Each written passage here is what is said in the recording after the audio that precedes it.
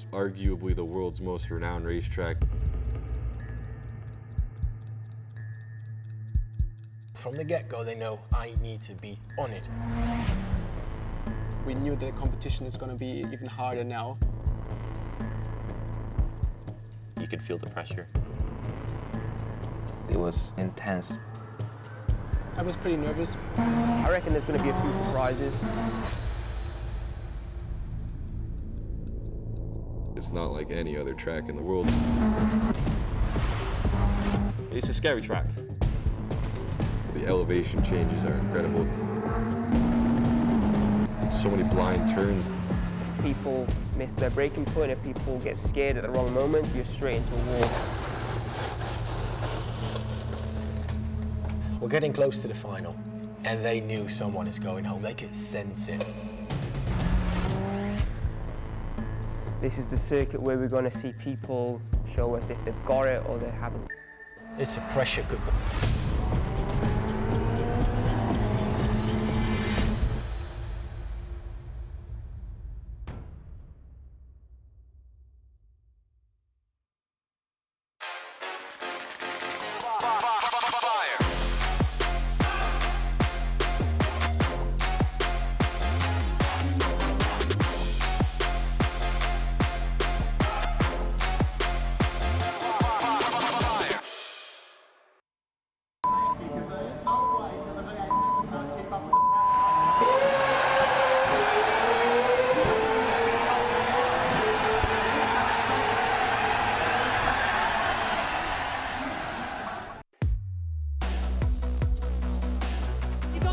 the race leader, and Rudy Van Buren leads the way.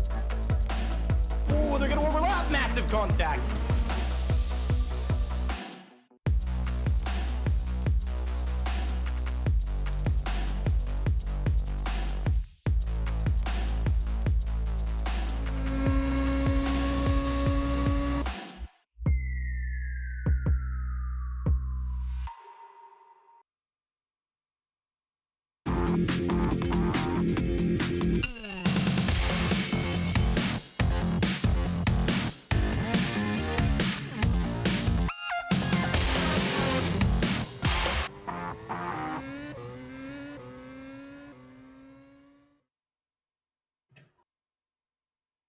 Hello and welcome to the Race All-Star Series, fully charged by Rocket Phones. A very good afternoon or morning or wherever you are in the world, and welcome along to a couple of hours of online racing. My name is Jack Nichols. Alongside me is Jolyon Palmer as we get ready for the action to come. We've got real-world racing drivers up against some of the best sim racing drivers in the world, and we've also got a new initiative for legends of racing. They're going to be out in old 1970s Formula One cars, racing around the classic circuit of Sebring this weekend. As I say, Jolyon Palmer is with me. Sebring, not a circuit I've been to. Jolyon, Sebring for you? No, never been. It seems a cool track. People that have been love it, but I am not one of them. Okay, but we're back for another round of racing, and I think this is going to be a really interesting circuit. It's certainly one that the drivers will know, or some drivers will know better, because those that have been doing sports car or IMSA or racing over in the States will have huge experience of it. Those, I guess, like you, that have come up through the European single-seater series will be less exposed to it. Yeah, exactly. I mean, for the Americans, the people racing in the American series, this will be probably a nice track for them. They know it well. I think there's quite a few quirks to it. It seems there's quite a few technical areas, some overtaking chances as well. But for those that don't know it, they've had a bit of time as well to dial in and get up to speed. We saw no one knew the last one in NOLA last time out. So this one, maybe it'll favour a few people, but it didn't seem to make a difference to the couple of people that I guess did know it last time. New cars as well this weekend for the pros and the sim drivers, and in fact for the legends. The legends will now be racing in an M23 McLaren, and the pros and real world drivers will be out in an LMP3 car, which is a Le Mans prototype sort of car. So it's got a hood, it's got more downforce. It's probably a little bit faster than the little single seaters that we've seen racing before. So that's going to be entertaining. As for drivers we've got this weekend, another huge entry list. We can see some of them getting ready now and getting their practice in. Max Papis in there, Tony Kanaan, Dennis Lind in the top left, just sitting down. He's a new entry in the pro driver class, but I really think he could be top of the real world races. He's been mightily impressive he's got a huge amount of experience in R Factor 2. Who else have we got out there? Juan Pablo Montoya down sort of towards the bottom right. He's got a nice new camera placement, so it's sort of right in front of him, which is good to see. We'll see a bit more of the Montoya eye line, but again, Jolien, another huge entry. Jan Magnussen, I guess, is the guy with the pressure on him as far as the Legends race is concerned. Yeah, I would say so. But I mean, the Legends race last time was really difficult to say because Magnussen, even he thought he'd done a bit of practice for that one. So it's a big grid, bumper grid this time, getting bigger and bigger. Jacques Villeneuve's in, 1997 Formula One world champion. So that's great news.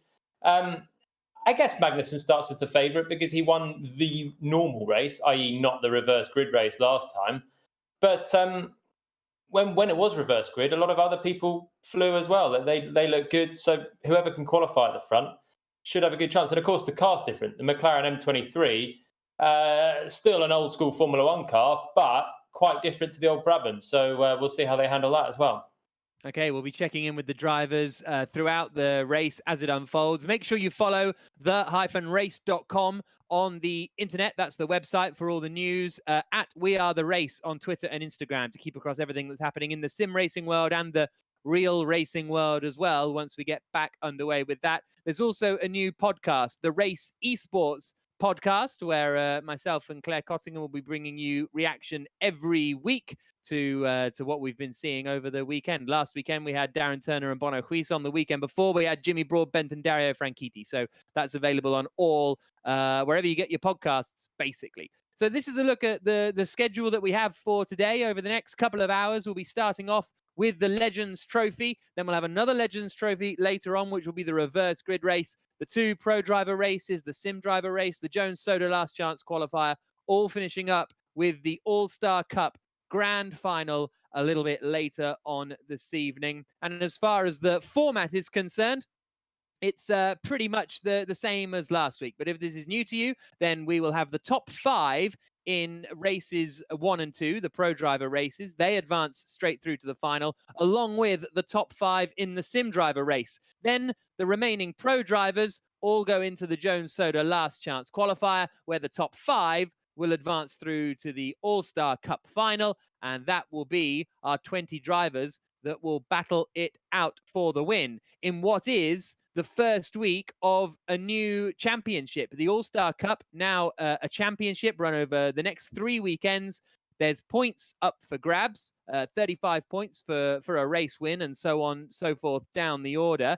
And the winner of that championship after the next 3 weekends will get $30,000 to donate to a charity of their choice. There's also prize money up for grabs in the Legends race, and let's start off by discussing the Legends. One of the Legends we have is the winner of the first race a couple of weeks ago. There's no points up for grabs, by the way, in the Legends race, but Dario Franchitti won the Legends race at Silverstone, and I think we've got him on the line now. Good afternoon, Dario. How are you feeling? Oh, no. He can't hear us by the looks of things. He's poised, waiting. He looks chilled out. I don't know how poised he is, to be honest. He's got a nice Porsche t-shirt on, though, hasn't he? Yep. Hello, can you hear us now? Hello. Hello. All this technical stuff, Dario. It's difficult, isn't it? How are you? Is this your new rig then, or is this your old original rigs? And how are you finding Sebring? This is still on Darren's demonstrator here, which begs the question, what is Darren driving? He's probably nicked my new one. Sebring's tricky. Sebring is really, really tricky so far. Not only is it tricky in the just by the nature of it, but in the M23 McLaren as well. It's really, really difficult. Okay, and how you have a lot of experience with it in real life, though, presumably, Sebring. Yeah, most IndyCar teams do testing on the short course, lap after lap after lap. I've done, I think, Sebring 4 times. I was lucky enough to win it with 2 of the guys I'm racing against, Tony Kanaan and Brian Herta. We won in the Acura on our first time out, but this is a lot more difficult. It's very, I'm finding it difficult to find the limit I did a lap and it was 3 times quicker than I'd done before. I had no idea how I'd done it.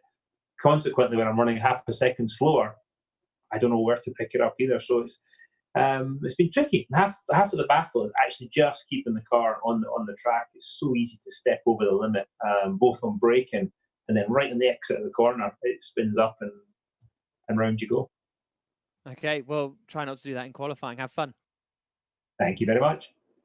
Okay, so there's Dario Franchitti, all set, ready to go. Let's have a look at some of the Legends drivers then that we've got out in this session. It's a really, really strong entry list. Emerson Fittipaldi in the M23 that he won the championship in. This is his car, basically, from the early 1970s. Juan Pablo Montoya, 7 Formula One wins, 2 Indy 500 victories out there as well. The 44-year-old, 2 NASCAR Cup wins, too. Jenson Button returning. He was not bad last week, Jolyon. No, I thought he was pretty reasonable considering it was his first attempt. He missed the first week. So he's probably one to watch, I would say. Formula One champion 2009, of course. And then Dario Franchitti, I think, he's been sort of quick consistently across both weeks we've had so far. Jacques Villeneuve out as well, which is really, really exciting to see. The 1997 Formula One world champion, Tony Kanaan, who Dario mentioned a couple of moments ago, is going to be racing. He's been in since the start and getting quicker and quicker as the race has progressed. In fact, he was in it before the Legends race even existed. And then we've got Hélio Castroneves and Emanuele Pirro, who took no prisoners last time out. Really, really exciting to watch. I think it's fair to say the 5-time Le Mans winner. Let's have a look at the full entry list of drivers that we have in the Legends race. Those are some of the standouts, but picking standouts out of this whole entry list was very difficult when you've also got the likes of Jan Magnussen, Brian Herter, Tiago Monteiro, Tonio Liuzzi, Mika Salo. Cool to see Mika Salo in the field. Max Papis, Jacques Villeneuve, as we said, David Brabham, who was running towards the front in the past. So that is the full look at the entry list for the Legends. Now, as well as we've got the 2 series. We've got the Legends racing in the McLarens, and we've got the pro drivers and the sim racers. They are in the LMP3 cars, and they're going around this Sebring circuit. Let's have a look at it now. And as we say, Dario, a man with experience there. He's won there in the past. Neither myself or Jolyon have been there, but I've done some laps in it on the old simulator. Damage is set at 25%. The setups are fixed. Low traction control and ABS are allowed, and the brake bias is adjustable. The All-Star Cup will be in the Norma LMP3s, and the Legends Trophy will be out in the McLaren M23s around this 6-kilometer Sebring International Circuit. So we are only a few minutes away from the start of the race's All-Star Series, fully charged by Rocket Phones. And for those of you joining us on TV, we'll be back in a couple of minutes' time with the first qualifying session as we see the Legends racing against each other around Sebring. It's going to be absolutely thrilling to see what happens.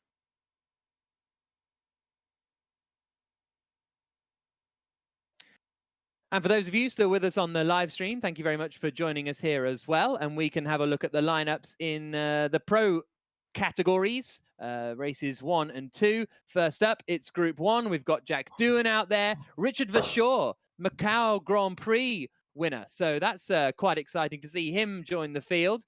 Gabby Chavez, always a front runner. Dennis Lind in the top right.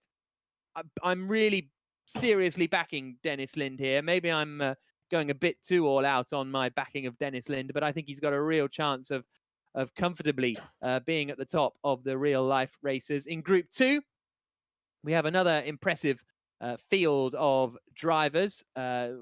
We've got Harry Tinknell, Johnny Adam, Mike Epps was impressive. Sophia Flörsch tried to join last week, but in the end couldn't. I think there was some kind of technical problems, let's say. So Sophia Flörsch hopefully will be racing. Stoffel Van Dorn, always a front runner. Martin Plowman, World Endurance Champion and Le Mans class winner, joins the field for this one. And Mitch Evans, not from IMSA and British GT, from GP3 and Formula E is where you'll best know the New Zealander from. The man from Auckland entering his first ever sim race this afternoon. And as far as the sim racers go, all of these guys getting appearance fees. We got Bono Huis, Rudy Van Buren are the front runners. Nuno Pinto in there, and we'll take you down through those when we get onto their race, which will be in a couple of minutes' time. Now, before the weekend got underway, I caught up with Jonathan Kendrick, who's the chairman and co-founder of Rocket, the Race All-Star Series, fully charged by Rocket phones. And it was really good to catch up with the chairman and find out why Rocket are involved in this series. We first saw Rocket appear on the Williams F1 cars last year. Why was it motorsport that you got involved with? So the big issue was we're a new brand. And so how do you reach a global audience with a new brand? What was the one thing that's got a global reach across a lot of countries that happens all the time? So when we looked at it, the big one, of course, was Formula One. So that's why we decided to go into that route. And was it an easy decision to then move across into the sim racing world? Why did you choose to join the race in this series?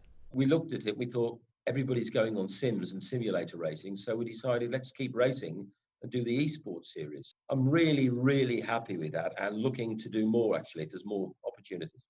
What is Rocket doing to help the world in these uncertain times? Part of the thing that every single Rock phone gets worldwide is you get free calling. We've got something called Rocket Talk, and you can call anybody in the world, even on their landline, for free. In this time of trouble, it's really, really done well. We're connecting families, and it doesn't cost them a penny. So that was Jonathan Kendrick, the chairman and co-founder of Rocket, speaking to him earlier on. And Rocket, of course, we've seen with the Williams team. We've also seen them running the Rocket Venturi team, sponsoring Nick Hamilton in British touring cars as well. So we are about to get underway with qualifying for the first race in the Race All-Star Series, fully charged by Rocket phones. And to win one of these top-of-the-range Rocket IO Pro 3D phones, all you need to do is head to the website and answer a simple question. There's terms and conditions on the website as well, so good luck for that. So, as I say, we are not far away from the start of the Race All-Star Series. The Legends qualifying is going to be coming up first. Just a few minutes away from the first qualifying session of the Race All-Star Series, fully charged by Rocket phones, and we're racing at Sebring today, which we are very excited for. And let's focus on the Legends then. They're the ones about to be on circuit. What do you think, Jolie, and what do you think you're going to see from the Legends? Because although it's a different car, it's still it's a different car, but it's still the same type of car, if that makes sense. An old Formula One car, yeah. It's a fast car. I think, having spoken to Dario there, we're going to see some mistakes. They seem difficult to drive, and you're always struggling when you don't know why you're quick and you don't know why you're slow. And that's the main thing, really, from what Dario was saying. He could do a very quick time and not really know where he found the time. The next lap, think he's gone quicker, and suddenly go slower. So that means you overdrive, you push too hard in the dangerous traction areas or the bumpy braking zones. Mistakes, cutting them out, I think, will be critical. Yeah, so we are in the qualifying session and waiting to see the first drivers out on track in this Legends Trophy. You can see the Sebring circuit there, famed for its bumpiness, because you basically go up and down a runway, and it's sort of one of the bumpiest surfaces in the world, and it's 6 kilometers long. Turns 17 and turns 1 are the corners that are on the bumpy stuff, as it were, but not seeing anyone out on track just yet. As I say, this will be basically a one-lap qualifying session. Sometimes on the shorter circuits, like at Silverstone, we can see them do a couple of laps in. It's the Legends that are out first of all, and here we go. We've already got two-time Formula One world champion Emerson Fittipaldi, Jenson Button, and Jacques Villeneuve. So that is 4 F1 championship titles. We've got multiple IndyCar championship titles. Mika Salo as well. 2-time Le Mans class winner. Almost a race winner. Where, Jolie and Palmer? Hockenheim, 1999. Good stuff. We're on board with Tiago Monteiro, who I think is on his first lap now, down into the left-hander of, I think he's down at 3, 4, and 5. And actually, no, he's on his outlap now. Already, the car looks difficult to drive, though, sliding it into turn 3. And the back end on turn-ins just stepping out. Our first look at these old M23s, and look at Tiago Monteiro at the bottom left of your screen there, trying to fight them. He's talking as well. He looks quite agitated, doesn't he? I think he looks distracted in the house. I like what he's done with the back of shot, though. Just a couple of helmets laid out, very similar to my back of shot here as well. So he's on good form there. Is he going to be on good form on the track? Sweeping through the middle sector now. Just an outlap, though, right now. Yeah, so Monteiro, the podium finisher in the 2005 United States Grand Prix. As the cars really pick up the pace. This is on board with Jan Magnussen. Look how bouncy and how much the cars are moving. As you hear Magnussen up through the gears, he's into the right-hander now, which then leads him out. That's at turn 10, I think, and then the left-hander at 11 before the right-hander of 13 at Tower, and then this is out onto the backstretch of the runway, as it were, on the run-up towards the Le Mans corner, I think. And there we see Jan Magnussen on the inset. He's got someone in there watching with him. This is the final corner now at Sunset Bend, under the ABK Beer Bridge, and out across the line for Jan Magnussen. We'll see what sort of lap time this is for the Dane, if he was on a flyer, but no, I think that might have been his outlap. So he's starting now, down into the left-hander of turn 1. Yeah, and Jan Magnussen will be one of the drivers that knows this track the best as well, having done a lot of sports car racing out in the States. So let's see how he attacks this first lap. Down towards turn 3, left-hander, just into a right-hand kink of 4, and then another left-hander of 5. Quite a busy section there. And now he'll just accelerate through turn 6 and up towards turn 7, which could be a slight overtaking chance later on. So here comes Magnussen. A commanding drive from the front in Nola last time out. Comes through turn 7 at the hairpin. I'll tell you what, he looks good. He looks really good, Jan Magnussen. Not fighting the car at all. No big mistakes, lockups, lurid oversteers. And so far looks really tidy around this lap. This is coming down now towards Tower. As you can see, the Tower there, where he'll then turn right. You can see the cars moving around as we go back to Tiago Monteiro. Good first sector, not a great middle sector for the Portuguese. But whatever was going on in his lounge appears to have stopped. He's a little bit more focused on the track now. Still waiting for the lap times to come in on the left. I think this is the longest circuit we've run at. Look how bumpy it is coming into Sunset Bend.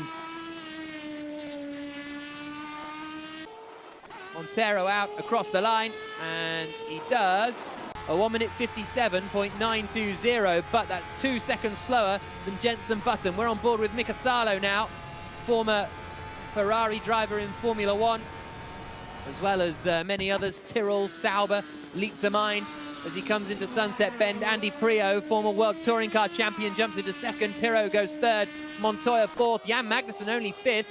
Mika Salo, where will the Finn go? Across the line, and Salo goes into 7th place. Brian Herter in 8th, Monteiro 9th, Hélio Castroneves 10th. Here's Dario Franchitti, 3rd place for Franchitti, half a second away from Jenson Button. Antonio Liuzzi now across the line, and he only goes into 15th spot. So Jenson Button it is on provisional pole position, and it might be fully pole position. Oh, we've still got a few more laps to come. Here's Adrian Fernandez. It's just so horribly bumpy, that final corner. Fernandez buried so much speed into the apex, but then scrabbled towards the exit. Let's see what he can do on the run to the line. And he jumps to 16th, 3 seconds off Button. who has managed to gap the field by half a second.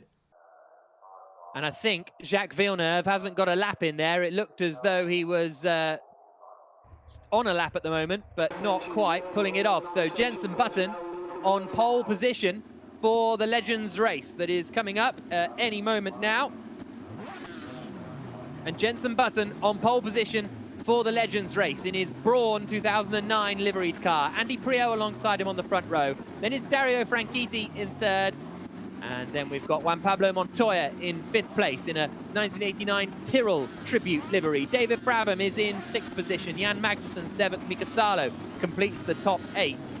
Then it is Colton Herta, well, it's probably Brian Herta in 9th position. Tiago Monteiro in 10th place. Hélio Castroneves 11th. Darren Turner dripping more and more further away from the pace. He's in 12th place, but he is in a Leighton House tribute livery, so that's cool. Then we've got Jules de Ferran in 14th, Tony Liuzzi 15th, Adrian Fernandez is in 16th place. And towards the back of the grid, Max Papis, Emerson Fittipaldi, Tony Kanaan, Jacques Villeneuve at the back of the grid, didn't get a lap in. He's driving using an Xbox controller, I believe. So Button on pole, Priaulx alongside him on the front row. The Legends race at Sebring about to get underway. You can tell Button because he's in his bright fluorescent yellow Brawn livery in a 1973 Mclaren M23 as the race gets underway. Oh, big moment there right off the start. A few almost losing the back end, and there is a few collisions, and there's absolute carnage in the middle of the pack. Someone's upside down. I think Villeneuve was involved in there, but Button it is who leads the way. This is Darren Turner, who's just managed to escape from all of that chaos, and there's more chaos on the outside of turn 1. But Jenson Button leads. Andy Priaulx in 2nd, Juan Pablo Montoya 3rd, Castroneves 4th, Kanaan is now in 5th position, Herta's up to 4th, and I think that Dario Franchitti was caught up in that chaos because he's dropped all the way down to 17th place. Yeah, he must have been one of the front cars to be in that chaos. Franchitti started 3rd, but it just looked so difficult to get the power down off the line. And whilst these drivers might have done a bit of practice, few of them would have done much start practice, and it just proved to be absolute chaos. So good news for Button and Priaulx. They're clear at the front, Button with his 7/10 gap, but absolute carnage behind. Yes, indeed. So Jenson Button leading. We're watching Max Papis in 9th position. He's trying to climb up the order. Darren Turner in there behind in 9th position. So Papis up into 8th place now, and he's up behind Jacques Villeneuve. Oh, big slide in front. I think that's Castroneves. Castroneves has a spin. Castroneves wide there. Turner was off as well a couple of corners before. That's why Papis suddenly was up in 7th place, having started right towards the back. So these cars really proving more difficult to drive than we could have possibly imagined at this stage. So here's the replay. Jacques Villeneuve at the start got around Emerson Fittipaldi, and then it was just carnage. Someone did a Ricardo Rosset there on the right-hand side and absolutely charged into the accident that had already nearly finished. And Jacques Villeneuve says, thank you very much, and gains a load of places, and he's now up into 6th position. Button leading 0.7 of a second ahead of Andy Priaulx. Here's Turner and Papis side by side through Sunset Bend, and Turner is in 7th place at the moment. Papis loses it straight into the wall on the exit of the final corner. That'll cause him a bit of damage, and more importantly, a couple of places. Yeah, so Papis, who was having a good first lap, drops back again outside of the top 10. Nice move that from Darren Turner. Made amends from his mistake earlier on in the lap. Up the inside into the bumpy turn 17. We got a spinner ahead there as well. Adrian Fernandez drops back. Yep, facing the wrong way at turn 1. The winner of this race gets $10,000 to donate to a charity of their choice as Emerson Fittipaldi and Adrian Fernandez collide. And then, Fernandez comes back onto the track right in front of Jules de Ferran and takes him out as well. But yeah, $10,000 on the line for the winner of this race to donate to a charity of their choice, which at the moment would be Jenson Button's to win, as we see now Jan Magnussen and Dario Franchitti, 13th and 14th. Someone's lost it in front of them. That's Mika Salo slewing all over the place. But yeah, Magnussen and Franchitti battling over 12th and 13th place now. They've both gained a place with Mika Salo's spin. But Button it is who's leading, less than a second ahead of Andy Priaulx, Juan Pablo Montoya in 3rd. Those top 3 really breaking away. In fact, Montoya's only 4/10 from the back of Andy Priaulx as Magnussen and Franchitti wind through this sequence of corners.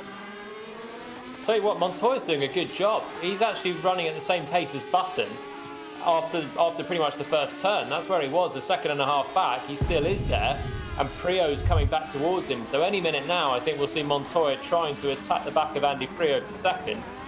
But this track, if there's one thing you don't want with a car that's very difficult to drive, particularly on traction, it's a track that's immensely bumpy, and that's exactly what we've got now, and why these legends are doing donuts as much as they're going in a straight line right now. It's just so difficult. Traction at a premium, the suspension having a serious workout, particularly through this corner here, on board with Max Papis, and there's another spinner in front, Hélio Castroneves. But yeah, it all just compounds to make it very, very difficult. Montoya's past Priaulx there for second. Okay, so that he was very close to the back of him, and now he has managed to get through. We're watching Max Papis as in front of him, Franchitti goes up the inside of Jan Magnussen into turn one. Dario Franchitti up into, well, is he? They're still side by side. Magnussen trying to hold it in there on the inside, and Magnussen holds the place. So Franchitti, as they fight over the 10th position spot, it is Magnussen in the blue and white car in front of Franchitti in the all-black car at the moment. Brilliant racing between the two. Another spinner but just behind them. I think that might have been Castroneves again. But still, Magnussen and Franchitti side by side and still racing very cleanly. This time Franchitti on the outside and Magnussen just holding the line there. Franchitti's going to have to wait a little bit longer around the lap. But the two of them have got much better pace than where they currently are. But they were both caught up in that carnage at the start. So they're both recovering and doing it very nicely, very cleanly. Well, I thought I was about to say that, and Franchitti would nerf the back of Magnussen. But he just about held on. So great fight between those two. Here's a look at a replay of how Juan Pablo Montoya got second place away from Priaulx. Just got the slipstream. Priaulx came across pretty late in the day to try and defend. But in the end, Montoya moved up into second place. As we say, he's in the Tyrrell Tribute livery from 1989, supposedly attributed to John Alesi. Well, or it could be Jonathan Palmer. Have we actually found that out? Both Tyrrell drivers from 1989, so could be either. But either way, he's doing well. Montoya now back up into second place, within 2 seconds of Jenson Button. There's not a lot of time left, and Jenson right now has been just breezing out that gap slightly, particularly with Montoya and Priaulx fighting. But he might have a bit of work cut out if Montoya can find a storming lap. Here comes Magnussen and Franchitti across the line again. Button, as you say, in the lead, 2 seconds ahead of Montoya, who's now 1.2 seconds ahead of Andy Priaulx. Jacques Villeneuve absolutely bossing it in 7th place, using an Xbox control pad just plugged into a laptop. There's a great photo of that we'll try and bring you later on. This is still the battle for 10th place as Franchitti gets sideways as he swings it through the right-hander. We've seen these liveries being chosen by some of the drivers. This one of Franchitti's is in Big Machine Vodka colours, so no historic reference there for Franchitti necessarily, as he chases Jan Magnussen for 10th place. Villeneuve has dropped down to 8th. He's been passed now by David Brabham. Darren Turner still running in 6th place, but Jenson Button it is leading the way. And here's what happened with Villeneuve. He's right there, and a little nudge on someone, and sends them out of the way. So Villeneuve with an interesting manoeuvre, and then I think David Brabham got it a little bit later on in the lap. I mean, he's still doing pretty well, Villeneuve. There he goes a bit wide. Is this where Brabham comes through? Maybe not. But he's still doing a great job considering this is his first time and he hasn't got a controller. Again, Brabham on the inside there. That looks like a better move there, and that was when he went through into 7th place then. So Villeneuve a little bit scrappy, but fair play to him for using just an Xbox controller and keeping up a very sensible pace. Yeah, it's very impressive, actually. Jenson Button is on the final lap of the race, though, 2.3 seconds ahead of Juan Pablo Montoya. This has been a classic Button drive, really, hasn't it? Get the lead, disappear. In the Brawn colours that we saw him racing in 2009 on his way to winning the championship after an impressive debut a week ago, where he got wiped out here, wiped out there. He looks as though he's really getting the hang of this sim racing lark, and Button is going to take the win. The second race later on will be a reverse grid, still Jan Magnussen and Dario Franchitti are fighting. I mean, these guys have just had the most incredible fight now for 3 laps. Just side by side. They've got a slow car in front. That's Tony Kanaan, is it? They're both catching. The thing is, they're both really quick in their own right, but they fell to the back with that start chaos. Here we go. Franchitti surely now up the inside. Oh, but is he going to get Kanaan as well? 2 and 1. Nice move from Dario Franchitti. Outbreaks 2 cars. Suddenly finds himself up in 7th place. There's a bit of bumping between Magnussen and Kanaan, but all of a sudden Franchitti is 9th. Magnussen is in 10th place. So Franchitti finally managed to make the move. But here's Jenson Button swinging down into the right-hander at Le Mans and out onto the Ullman Straight for the final time, up towards Sunset Bend. And it's all looking so straightforward for him, isn't it? On board we go with the 2009 world champion who looks set to win the Legends Trophy here at the race. Swings it into the right-hander for the final time. Look how bumpy it is at Sebring, underneath the ABK Beer Bridge and across the line to win the Legends Trophy race and $10,000 for his chosen charity. And he's happy with that one. Let's hope he doesn't sing "We Are the Champions" though, because no one needs that again. It was a good drive, no doubt. The second time in 2 weeks that the Legends winner has won it from pole, and fairly unchallenged. Button, I'll tell you what, he's been doing his practicing, hasn't he, this week? He showed a lot of potential last time, but that was very well measured out front. Here's Jacques Villeneuve across the line in 6th place. Really great drive from Jacques Villeneuve, just using a controller, whereas some of these people are spending thousands, maybe tens of thousands on a sim rig. So great job from Jacques Villeneuve. Jenson Button then takes the win in the Race All-Star Series Legends Trophy. Juan Pablo Montoya in second. Andy Priaulx completing the podium after quite a quiet race, really. Brian Herta 4th. David Brabham 5th. For me, driver of the day goes to Jacques Villeneuve in 6th place, the 1997 Formula One world champion, using a control pad, finishes in 6th position. Monteiro, Turner, Franchitti, Magnussen, the rest of the top 10. And as I say, Jenson Button gets $10,000 US as to go to the charity of his choice. Further down the field, it was some great fights further back in the order that we saw. A shame that there was all that chaos at the start, actually, to be fair, because without that, I think we could have been in for some really good racing. We saw Franchitti and Magnussen climbing their way up the field. Tony Kanaan in 11th place, Papis in 12th after a busy race. Mika Salo showed well until a little bit of a spin. Emerson Fittipaldi back in the McLaren M23, finishing in 16th position. We'll be back with more racing in a couple of moments' time.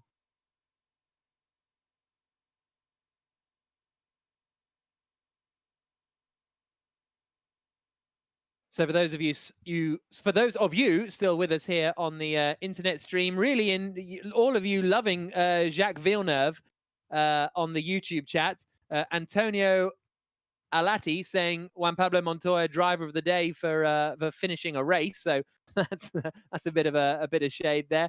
But now we can hear from the race winner in the Legends Trophy, a commanding drive from Jenson Button. Jenson, congratulations! What a great win. Thank you, man. It's amazing how nervous you get on this. I was more nervous on this in the race than I am in real life. And I think it's because every corner you feel like you're going to end up in a tyre race. Well, tell us about the car, because it looks bumpy out there.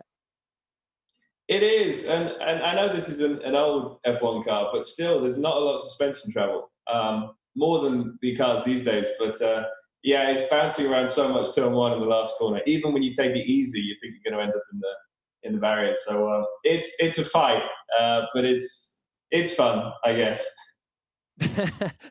Have you been surprised how quickly you've sort of taken to it all? Because last week was your first time, didn't even know sort of really how to start a race, and then here you are winning from pole. Yeah, well, I think for everyone it's impressive to see, especially Emo. I mean, to get on here and drive around, this is really tricky driving around Sebring as well. Very, very bumpy and very difficult to be precise. For Emo to get on here and be as quick as he is really impressive. So, and for everyone, this isn't our bread and butter. This isn't normal for us. It's definitely different. So it's been a lot of fun, and it's great racing against drivers I've raced against in F1 and other categories, and so many other guys that I wish I'd raced against but haven't had the opportunities to race against. So this is pretty awesome. Great. Well, thank you for joining us, and enjoy the reverse grid. That'll be fun. Thanks. So that was Jenson Button, winner of the first race. We've also got Matt Sadikis-Trivet with us. You might know him as the Counter-Strike commentator, but he's also, well, if you've been watching our shows, you now know him from here, hopefully. Matt, what did you make of that first Legends race? I mean, that was amazing. That was, I mean, reverse grid is going to be fun for Jenson. Obviously, he's going to have to watch out for the chaos that is the start. Interestingly, Jenson last year, I was actually at Sebring for the Super Sebring, which was both WEC and IMSA. And it was the race that he actually elected to step away from the WEC program. So he wasn't actually in attendance. He was focusing on Super GT. And yet he bossed Juan Magnussen, who you could see him even going out on his outlap, taking the fast line or the setup line through 17 to get a run. I thought he was the favorite for sure. Maybe Jenson should have been there last year. Maybe he had something for Toyota in his respective car. But that was super cool. And JV, what a boss. Just on a personal note, you know, in 1996, he was a rookie in Formula One. He won the Indy 500 in 95. He was really the first driver that got me into racing. So for me to sit here and watch him is Canadian. Not only special, but also really cool, because the first story I know of sim racing, if you want to call it that back then, or I guess video games being used to aid real drivers, was Jacques Villeneuve. He went out and bought equipment before his first season in Formula One just to learn the tracks, just to learn left and rights. So, okay, yes, he's on a controller, which, hey, shows you can get away with that maybe with some practice. But he is actually one of the first pro drivers I know of in history to use the games to help him in real life. So it just goes to show how far it's gone. Wow. Was he on Jeff Crammond's Grand Prix too? Must have been. Oh, I'd love to ask him. I actually don't know. I know the story, but I don't know all the ins and outs of it. But yeah, before Australia that year, he plugged everything in and went nuts and tried to learn everything.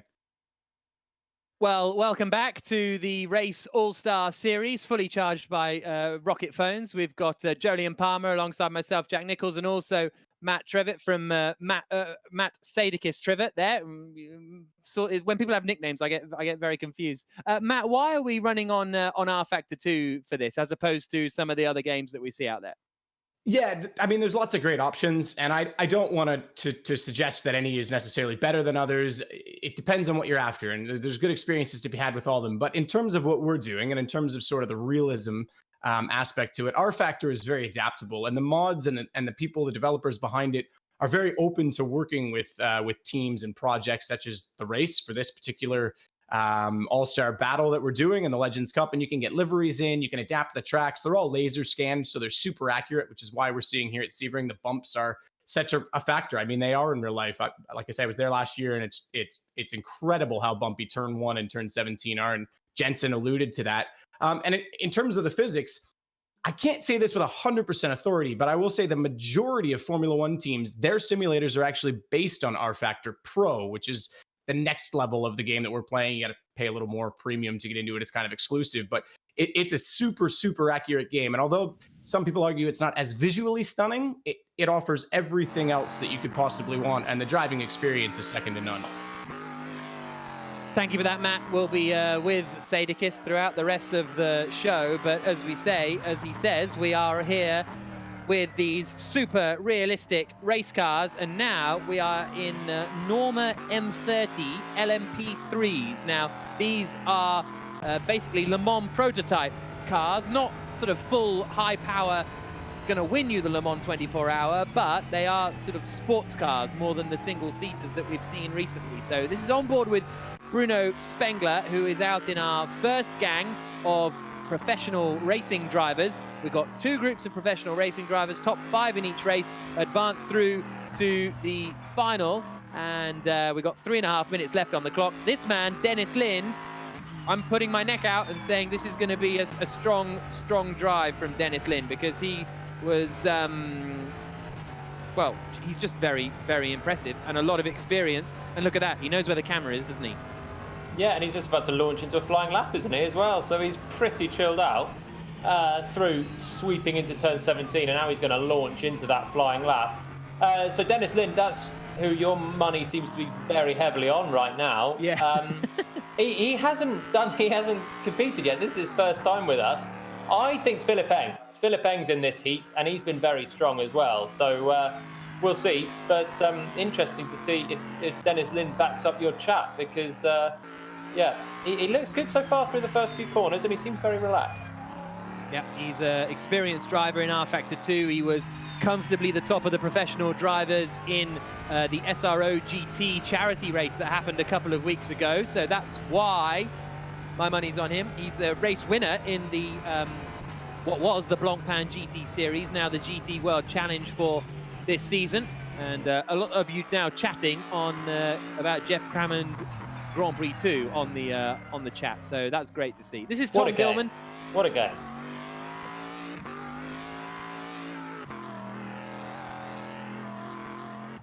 Good first sector for Tom Dillman.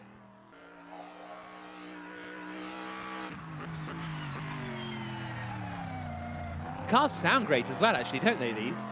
Yeah, they sound great. Really throaty noise to them. They're really heavy, these cars, compared to all the single-seaters. The last few weeks have been run in a Tatus, basically a Formula 3, Formula 4 car. They've been really lightweight, low-powered, and now they've got less downforce and a load more weight, and they should ride the bumps a little bit better than the McLaren M23 that we've just seen the Legends race in. But yeah, really a lot heavier, and that just extends the braking zones and just the cornering phases generally, as you got to turn that extra amount of weight and decelerate it all around each corner. Through the final corner at Sunset Bend comes Dennis Lind, nephew of Jan Magnussen, and here he comes, pushing the car towards the line, and the benchmark is a 1:56.108, 0.8 of a second ahead of James Calado.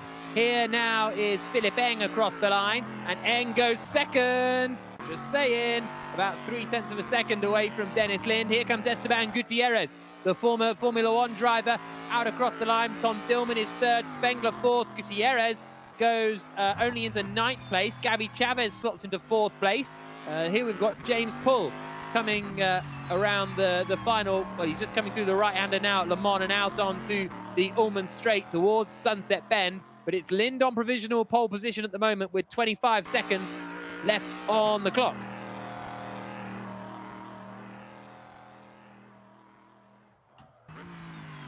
Pretty good job there on the whole from Dennis Lind. Then you were coming kind of spot on, apart from the obvious fact that this is just qualifying and we've got a race still to come. So Philipp Eng on the front row, Tom Dillman really good lap as well in 3rd place, and then there's a reasonable gap of nearly half a second back to Gabby Chavez. Let's see what Richard Verschoor can do. His first time racing with us as well, but it just times out before he crosses the line, so no lap for Richard Verschoor.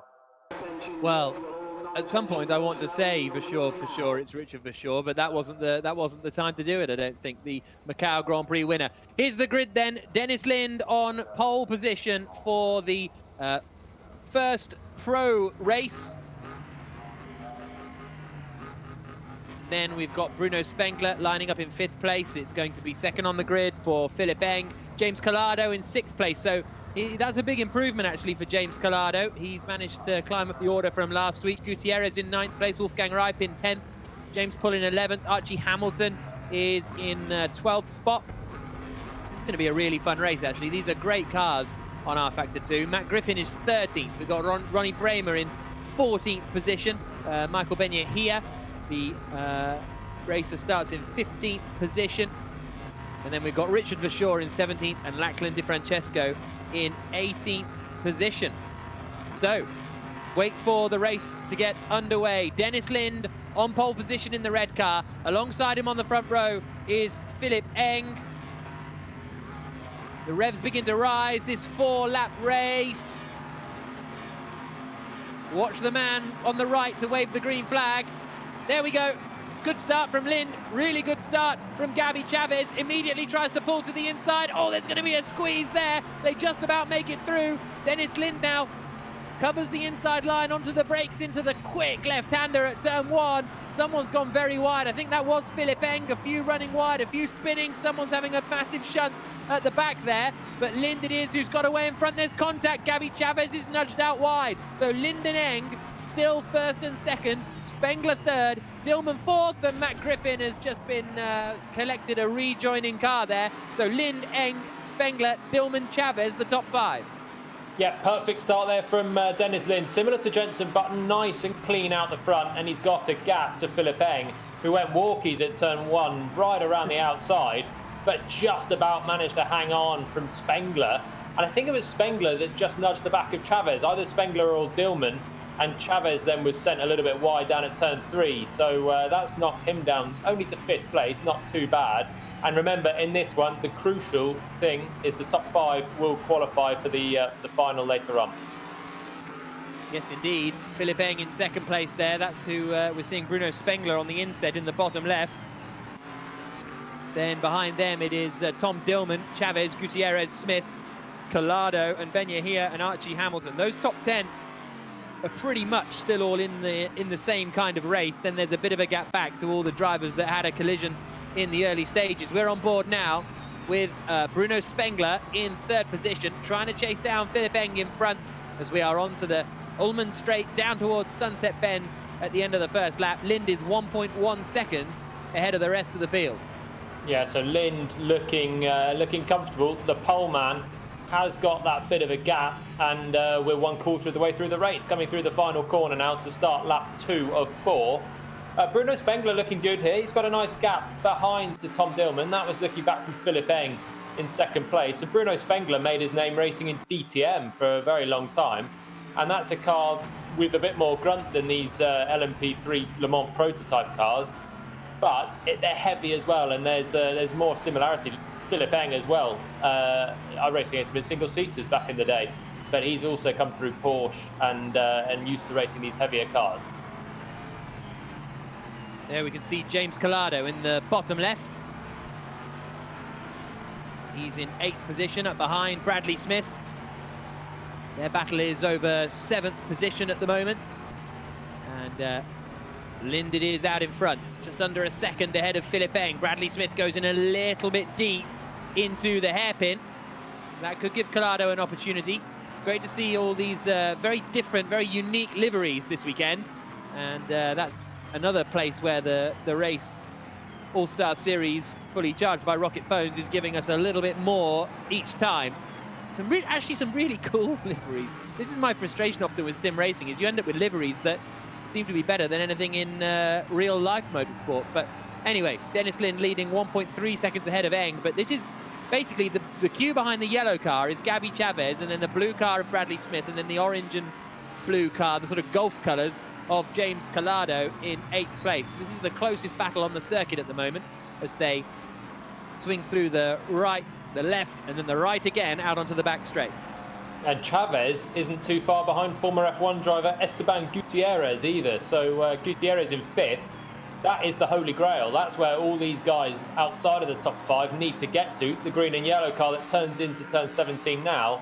And I think Chavez actually is just catching slightly with a bit of a slipstream down the back straight. He'll get another slipstream down the front straight that he's just about to come onto. And he was in the top 5, so Gutierrez has passed him somewhere. And Chavez needs to get back through if he wants to be in the final straight from here.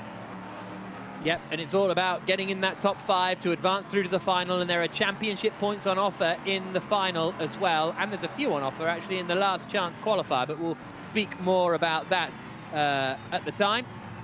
Lap 3 of 4 then, so Dennis Lind still comfortably out in front. Bradley Smith there on the inset in 7th place. What are we getting a replay of here? This is Esteban Gutierrez in 5th position into turn 1. Well, the car in front of him has gone very, very deep into the first corner. That is Gabby Chavez. Is Gutierrez going to get a look into turn 3? Yes, he is. Gutierrez up into 5th now. Yeah, that was the replay then of Chavez was in 5th. That's how Gutierrez got through. Chavez went really wide at turn 1 and opened the door at turn 3. So Gutierrez, he's pretty wily. He's had a illustrious career, and he's made it into Formula 1 as well. And you don't do that without knowing to take a move on the inside if it is not defended at all, as Gabby Chavez didn't there. So mistake from Chavez into 1. didn't shut the door into 3, and that's why Gutierrez is currently 5th, and Chavez still frustrated, half a second behind him. So we're on board with James Calado in both senses as he dances the car into the right-hander, then through the left, up behind Bradley Smith, trying to get 7th place away here, James Calado. An ultimate lap of the race, and in fact, Dennis Lind is not far away from starting the final lap of the race, the Blancpain GT Asia champion from last year. And here comes Calado down towards Sunset Bend, but such quick corners here and down at turn 1, although Calado got very close to the wall on the inside, much closer than Bradley Smith, and he's much tighter, in fact, all the way through that final corner. Yeah, that looked neat for Calado, still tucked into the slipstream, just 2 tenths behind Bradley Smith. But is he going to be close enough for a look down at turn 1? That's not favourable because it's such a quick entry there. Turn 3 is the better move, but Smith looked quite good through 1. So Calado might have to just wait for another chance around the lap. That final corner is so difficult because they attack it, turn in with so much speed and then get right up to the wall. It's really not a place you can throw a nose in on the inside because you'll simply just cause a big accident. You can only make it really if you've got a good slipstream on the back straight and you've got a significant part of your car before you turn in. Final lap of the race. Dennis Lind leading, just a second or so ahead of Philipp Eng. Bruno Spengler in 3rd, Tom Dillman is 4th, Esteban Gutierrez is 5th, Gabi Chavez is in 6th position, but here is Dennis Lind then on his final lap. Very, very strong sim racer and very, very strong real-life racer as well. Won the 3 hours of Monza in Blancpain GT last year. As we go back to Gabi Chavez and Bradley Smith's battle for 6th and 7th position.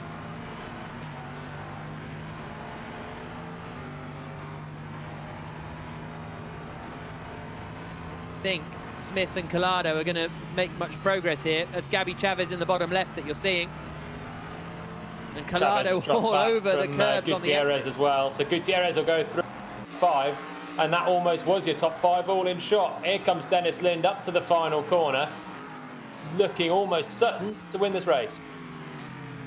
Through the final turn then comes Dennis Lind, and he's going to book himself a place in the final. Philipp Eng's gone super deep on that last turn, but a big smile and a punch of the fists for Philipp Eng, who across the line takes the win. Eng in 2nd, Spengler in 3rd, who as teammates here. Oh, and someone's been in the wall on the last lap. I think that's Calado. Calado in the wall on the exit of the final corner at Sunset Bend. I think he's gone across the line backwards there, James Calado. He's fired it into reverse, come across the line, but it's Lind, Eng, Spengler, Gutierrez that all booked themselves places. Here's a look again at James Calado through the final corner. Oof, hits the wall pretty heavily there and bangs it into reverse and takes the checkered flag. Yeah, sensible way in the end. He just ran wide coming out of that final corner, really long corner. Eager to get on the throttle, just a little bit too early, ran wide, banged it into reverse, as you say, and got over the line backwards. So that is the end of the first group of races for the pro drivers. The top 5 advance through to the final. Dennis Lind, Philipp Eng, Bruno Spengler, Tom Dillman, and Esteban Gutierrez will advance through to the final. All the others will be out later on in the Jones Soda last chance qualifier. Gabi Chavez just missing out on the top 5. Bradley Smith, James Calado, Archie Hamilton, and Michael Benyahia completing the top 10. And then we've got James Pull, Richard Verschoor climbed up the order a little bit. Wolfgang Reip, not a particularly strong run from him. Only one non-finisher, Ronnie Bremer. But join us in a couple of minutes' time to see who will be joining those top 5 in the final of the Race All-Star Series, fully charged by Rocket Phones. We'll be back with more racing in a couple of moments.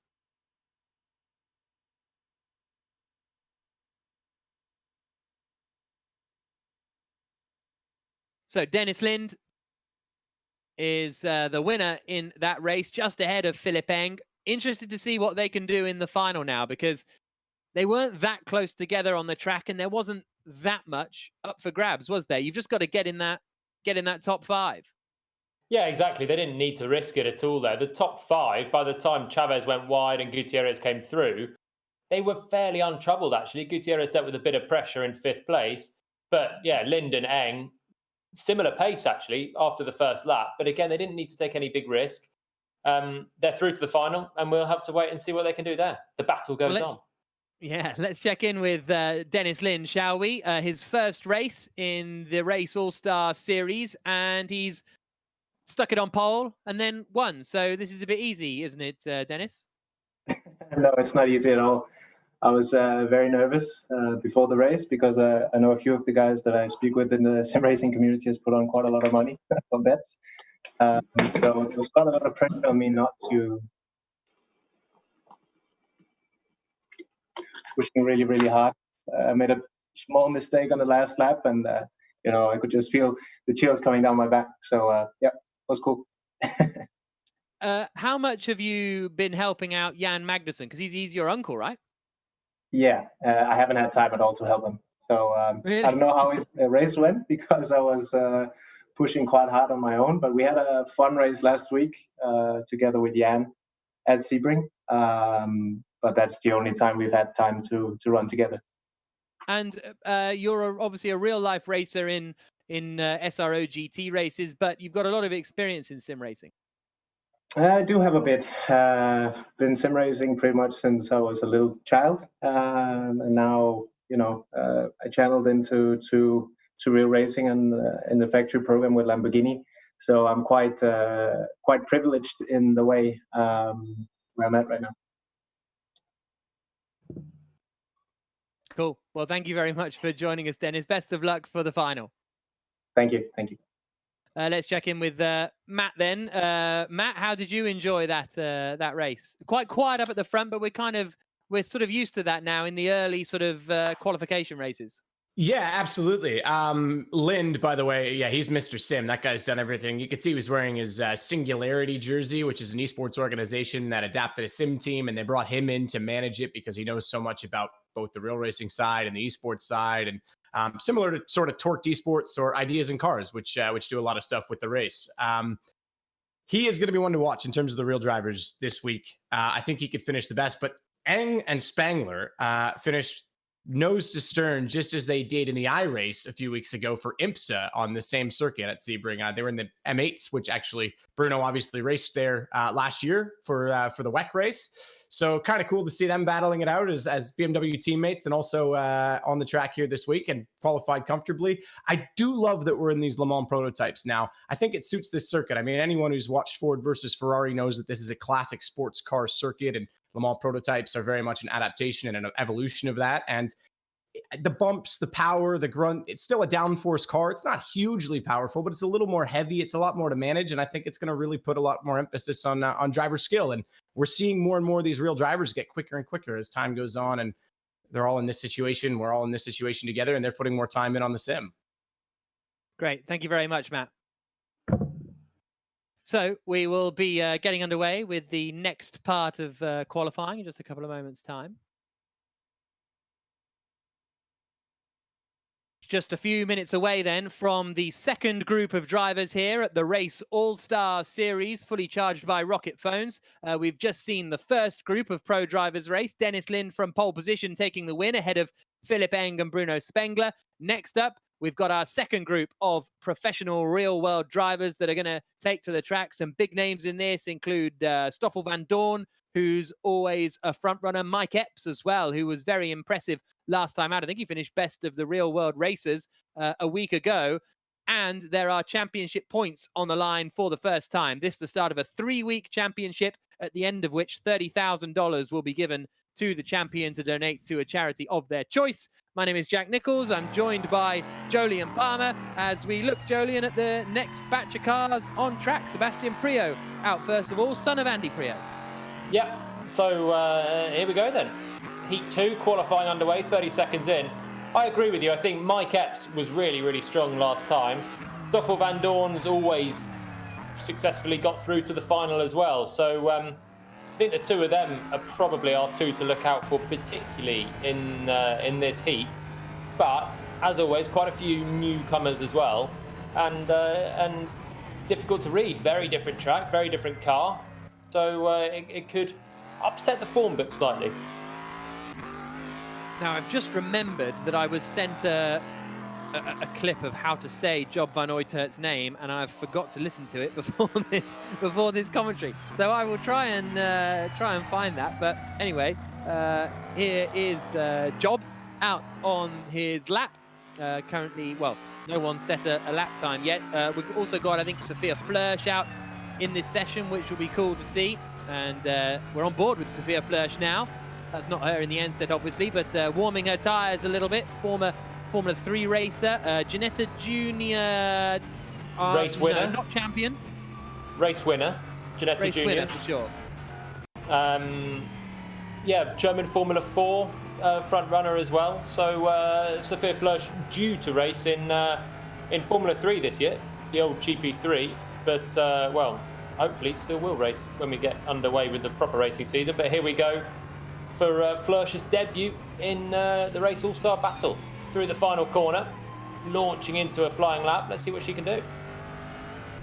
So here comes Flörsch then. As we cut back to Max Günther, who is a Formula E race winner. Formerly in Formula 3, where he performed very well. And now he's out onto the back straight. We'll see what Günther can do as he warms his tyres up as well. And there we see Max Günther in the inset. Getting onto the brakes into the final. Warming in Heat 1, did we? This seems to be new for Flörsch and Günther. I don't remember seeing Lynn busy waving at the camera on his outlap, let alone thinking about warming the tyres. But let's see then how this pays off for Sophia Flörsch. Down, got to pick the braking spot there for, what's that, turn 7? The right-hander. Into 8, and then onto the medium straight. And then we've got the back straight coming up just after the next section here. A lot of full throttle time. And then hard on the brakes again. So Flörsch, the young German racer. This is Mike Epps, who's done the fastest first sector of anyone. He's gone purple in sector 1, as you can see on the bottom right there. Epps, the Zansho Sim Sport driver. One of the many sim racing teams that some of these guys belong to. Gloves on. That's when you know they're taking it that little bit more seriously. Mike Epps, probably that means he's done quite a lot of laps, wouldn't you say? To have the gloves on. Maybe a better feel, but stop blistering on a steering wheel potentially. Here comes Epps, fighting it through the right-hander and out across the line. What's this lap time going to be for Epps? A little bit of a shake of the head there. There's a 1 minute 56.483. Goes to the top of the times. Here comes Sophia Flörsch, who goes into 8th place, 2 seconds away. Job van Uytert is in 4th position. Juan Correa is in 5th spot. Here comes Stoffel Van Dorn.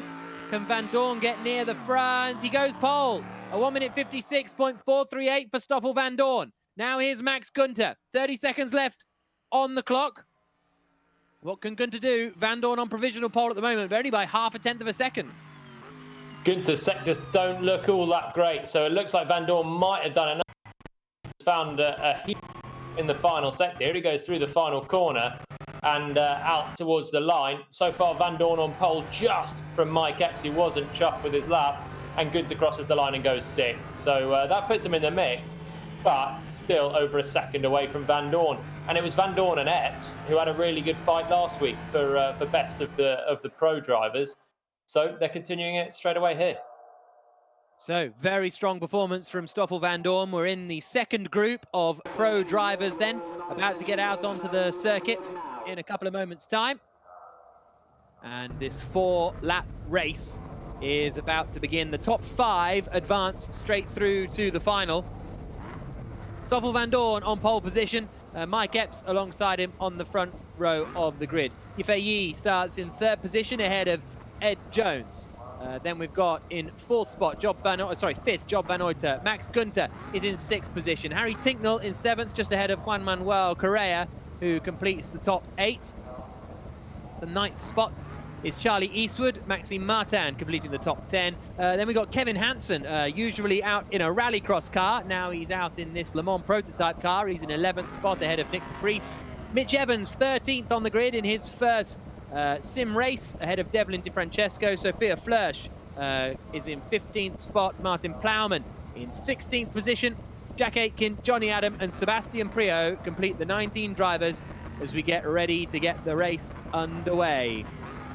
So Stoffel Vandoorne on pole position on the right-hand side in the green car. Mike Epps alongside him in the yellow on the front row of the grid. Guy and Jones are on row 2. Van Uytert and Gunther are on row 3. 4-lap race. The top 5 advance through to the final.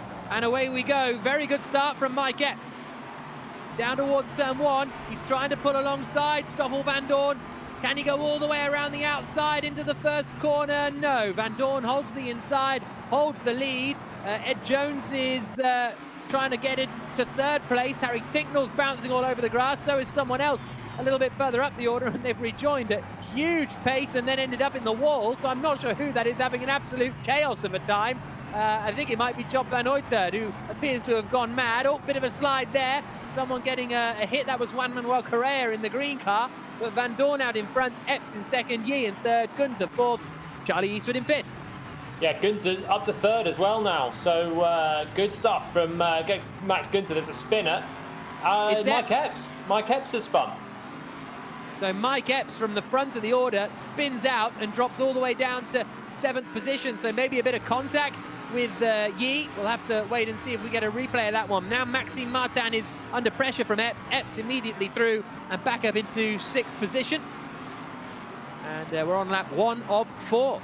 But Vandoorne already 2 seconds clear up at the front. Yeah, exactly. One thing's for sure, that all helps Vandoorne, who was fighting with Mike Epps into turn 1. And then just a couple of corners later, Epps is pointing the wrong way and is down to 6th now because he managed to pass Maxime Martin. But he's got work to do then, Mike Epps. We know he's really quick. He was not happy to not be on pole, but now he's not in the top 5, which is crucial, but only by the skin of his teeth. Job Van Uytert in 5th is going to have some defending to do if he wants to stay ahead of Epps.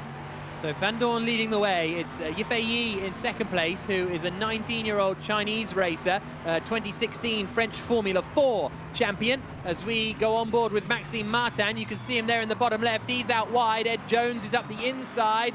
And so I think it was Ed Jones who was having the chaos on the opening laps, who was off all over the place in the wall, etc., because he qualified much higher up the order than this. Now he's under big pressure, trying to fight. Mike Epps now is trying to go around the outside. Oh, he sends the dummy to Job Van Uytert up the inside into turn 1. What a robust and decisive move that was from Mike Epps. He's pulled it off and is now up into 5th. Oh, he's getting a hit though. Job Van Uytert didn't like that and Plato's him a bit. Yeah, but Epps managed to keep the position on track basically. So maybe actually broke a little bit early down at turn 3, survived the bump from behind, and can now look ahead towards Charlie Eastwood in 4th place. But we're on board with Job Van Uytert, who might fancy a crack back at him here. Oh, it's all over the place there. And is that Epps going straight on again? The same corner, down at the hairpin at turn 7. And after recovering up the order, he's now dropped out of it again and is down into 8th position. So Mike Epps really having his work cut out if he wants to advance through to the final. Lap 2 of 4, Stoffel Vandoorne leading, Yifei Yi in 2nd, Max Gunther's up into 3rd, then Job Van Uytert 4th. Ed Jones, after dropping down the order early on, is now back up into 5th. Here's a look at the replay. This is Job Van Uytert in 4th, so Epps was looking to the inside of the car in front as Job was looking to the inside of Epps. Yeah, Van Uytert sort of fired him off there really, and that was Charlie Eastwood ahead, who's also lost out down in 6th place now. So here we go, recovery drive number 2 for Mike Epps, up to 7th place, and he's only just over a second away from Ed Jones in 5th, which is a place in the final. So it's actually, in spite of 2 big spins, one from a whack from Job Van Uytert, who's running in 4th currently, he's still not out of this. He's got good pace, he needs to get his head down and not get binned off by those he's passing or those that are behind him. There's a spin. That's Charlie Eastwood dropping out of contention. Charlie Eastwood goes around, so that immediately puts Epps up into 6th place. And is that going to be 5th now? Because he's side by side with Ed Jones. Jones comes across on him a little bit into turn 1. Epps round the outside. There's contact and Jones is off. Epps is up into 5th place though, so this is quite the recovery drive. And I think Jones kept going. He's in 6th place, although he's about to lose out to Maxime Martin, so he drops down to 7th. No, Juan Manuel Correa, sorry, that is, that's gone through, although Jones forces his way back past. Some robust racing here on lap 3 of 4, but Stoffel Vandoorne is disappearing up in front. Yeah, Van Dorn's got this in the bag. Yiffy Yi in 2nd place is looking good for a place in the final as well on his debut with us. Max Günther in 3rd, looking very good. Now Job van Uyter in 4th, looking good. And Mike Epps now up into 5th place again. And that was a seriously robust bit of defence from Ed Jones. Really, he just tried to keep a nose in on that really fast section at turn 1. And Epps managed to do a brilliant move around the outside. Somehow got away with a little bit of contact there as well. That's what happened to Charlie Eastwood at the final corner at Sunset Bend. Jones was having his own moment in front of him. That allowed Johnny Adam up into 9th place on the run down into the 1st corner. So Eastwood dropping back, and then this was Correa seeing Ed Jones in front and trying to take advantage. Yeah, and this one was, well, it looked like a nice move down the inside into turn 3, but then Jones came back with a lot of aggression down at turn 7 there. So really good scrapping in the midfield, sometimes a little bit too aggressive. But yeah, they clearly want this, and this is for, generally, apart from Mike Epps's moment out of 2nd place, this is all for that group on the fringes of the final, the top 5. Lap 3 of 4. On board with Nick de Vries, who's trying to get up the order a little bit. In 12th place, he's rider behind Charlie Eastwood. Stoffel Vandoorne onto the final lap now. Everybody else following him across the line here at Sebring and onto their final laps into turn 1. Mike Epps in 5th place looks to have that top 5 rounded off. Vandoorne, Yi, Günther van Uytert and Epps. Top 5 that will advance through to the final. So far, every pole man has had this pretty easy. Vandoorne, the latest one, from pole. I would have liked to see what Epps could do actually without that moment on lap 1. Oh, bit of a challenge there. Seb Priaulx is going to get wiped out from, was that Charlie Eastwood or someone with no name? Harry Tinknell maybe behind. But yeah, Vandoorne really no challenge, but 4.2 seconds back to Yiffy Yi. That's a big gap in just 4 laps, and that's promising. So Ed Jones in 6th position, Max Martin right behind him. Stoffel Vandoorne's 4.5 seconds out in front now. So really looking forward to the final where we can see all of these drivers go head to head. He had a 2-second lead about halfway around the first lap, Stoffel Vandoorne, the young Belgian Formula E racer for Mercedes. There he is, swinging it into the left-hander, then into the right and out onto the Ullman Straight for the final time. And he's going to be more than 5 seconds up the road from Yi in 2nd place. Günther in 3rd, Van Uytert 4th, Epps in 5th. Here comes Stoffel Vandoorne, really fighting the car through the final corner. You can see how much movement in the wheel as it goes over the bumps through the final turn. And Stoffel Vandoorne takes the victory, books himself a place in the final. Yiffy Yi coming across the line in 2nd position. And 3rd is going to be Max Günther, just holding on ahead of Job van Uytert with Mike Epps across the line after a busy race in 5th position. So good drive in the end from Epps. Here's a look at a replay. What's this? Sebastian Priaulx and Charlie Eastwood fighting it out. Oh, Eastwood gets a nudge. And, oh, Priaulx gets a nudge. Not sure who that was from. Didn't see who went skating off the grass as well there, but robust racing in the middle of the field. Yeah, I think that was the last lap, and I think it might have been Harry Tinknell who just turned around Seb Priaulx there. But that was all outside of the top 5, outside of the top half, so fairly inconsequential. So, Stoffel Vandoorne takes the win. He, Yiffy Yi, Max Günther, Job van Uytert and Mike Epps advance through to the final of the Race All-Star Series. And they will battle it out in the final a little bit later on today. Ed Jones misses out. He will go through to the Jones Soda last chance qualifier, as will the likes of Maxime Martin and Juan Manuel Correa. Sophia Flörsch climbed up the order to finish the race in 10th position, just behind Johnny Adam, who's getting more towards the front each time. And then in 11th place, Kevin Hansen, Harry Tinknell in 12th, Nick de Vries 13th, Mitch Evans finishes his first sim race in 16th position. Charlie Eastwood, after a very, very busy race, finishes down in 18th position. But join us in a couple of minutes' time where we'll have the sim racers out on track here at the Race All-Star Series.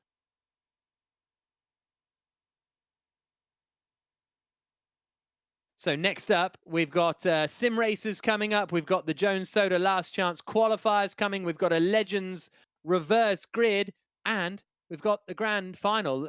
More and more races each week, it feels, even though I guess it's the same amount as last week. But yeah, those 5 booked themselves places in the final. Mike Epps was fun to watch in that race, Joe, and he won't have, well, he might have enjoyed it. Do you think he'll have enjoyed it? I think he'd have hated the first sort of 2.5 laps. And then once he got back into 5th, I think he might have sort of enjoyed the battle in hindsight. But when you got the pace to be winning, to be out front, and I think he actually lost it on his own on the first lap, to be honest, unless someone massively missed their braking point. I don't think anyone was too close to him. But yeah, then he was just on a charge and then got punted again. The fury just rages even more. And then finally managed to get into the top 5, and jobs are good. Jobs are good, and also a good one, Stoffel Vandoorne, who joins us on the line now. Stoffel, I mean, that was a massive win, more than 5 seconds after 4 laps. Yeah, it was a good win. Qualifying was very, very close with Mike. I thought it was going to be between myself and him for the pole position in our group. But I managed to pip him, and then I had a good start. We had contact in the hairpin, so I nearly lost it completely there. Nearly spun around. I think he actually did. And yeah, from then on, I kind of had a buffer behind, so it was just about bringing the car home, not making any mistakes, and yeah, it was a good race. Have you raced Sebring before? Do you know the track? I've never raced at Sebring before. All I know is that it's bloody bumpy. Okay, well, that's all you need to know, it seems. If that gives you the big win, what are you feeling going into the? What's your aim when you go into the final? Is it just best of the real races, or is it changing now to try and get into the top 5 amongst the sim races? I think it's still kind of try to be best of the rest. So whatever that is, that's probably around P6, 7. Anywhere between 5th and 10th, I think is realistic. To fight with them is extremely difficult. I mean, they still have a big pace advantage, but you never know, because if they keep fighting amongst themselves, I feel like when I get involved in the fight, I could do a better job, and I could get in there. How much practice are you doing? Because some of the hardcore sim racers are doing 6 or 7 hours a day. Are you doing that much, or you've got a life? No, I can't do 5-6 hours a day. It's way too much. I did a few laps yesterday, and then I started again this morning. So it's definitely not as much as the sim racer. So that's definitely where some of the pace comes from. But it's really intense to do that many hours behind the computer. Cool. Well, thank you, and good luck for the final. Thank you. So Stoffel Vandoorne there, winner of the second group of the All-Star, the Race All-Star Series, fully charged by Rocket Phones. Vandoorne, Yeh, Gunter, and Mike Epps making it through then into that grand final, the top 5, and Job van Uytert as well. I said, and apologies to, I can't remember who messaged me saying how to say Job van Uytert's name, but I can't find the message now, and so I'm probably saying it wrong. There we go. Our viewers on TV are going to be coming back to join us in a couple of moments' time, at which point we will move on to looking at the next race. That was an entertaining race, though, and a very good drive from Stoffel Vandoorne to finish over 5 seconds up the road. I think that's one of the biggest wins that we've seen, certainly today. Absolutely commanding from Stoffel Vandoorne. We're about to get ready for the next qualifying session on the Race All-Star Series, fully charged by Rocket Phones. Myself, Jack Nicholls, and Jolyon Palmer are with you. Jolyon, we are looking now at the sim races. These are some of the top guys in the world, and we've seen some intense races over the last couple of weeks. But this is the first time that it's going to be counting towards points when we get through to the grand final. Yeah, there's a bit more at stake, which is very exciting. These guys, they're so on it all the time. They make very few mistakes. The racing's remarkably clean as well. hundredths separate the top positions, tenths separate the entire grid. And with series points up for grabs, there's a little bit more on it this time. So again, the top 5 make it through to the final. There's no last chance qualifier for these guys. So this next heat's going to be pretty intense.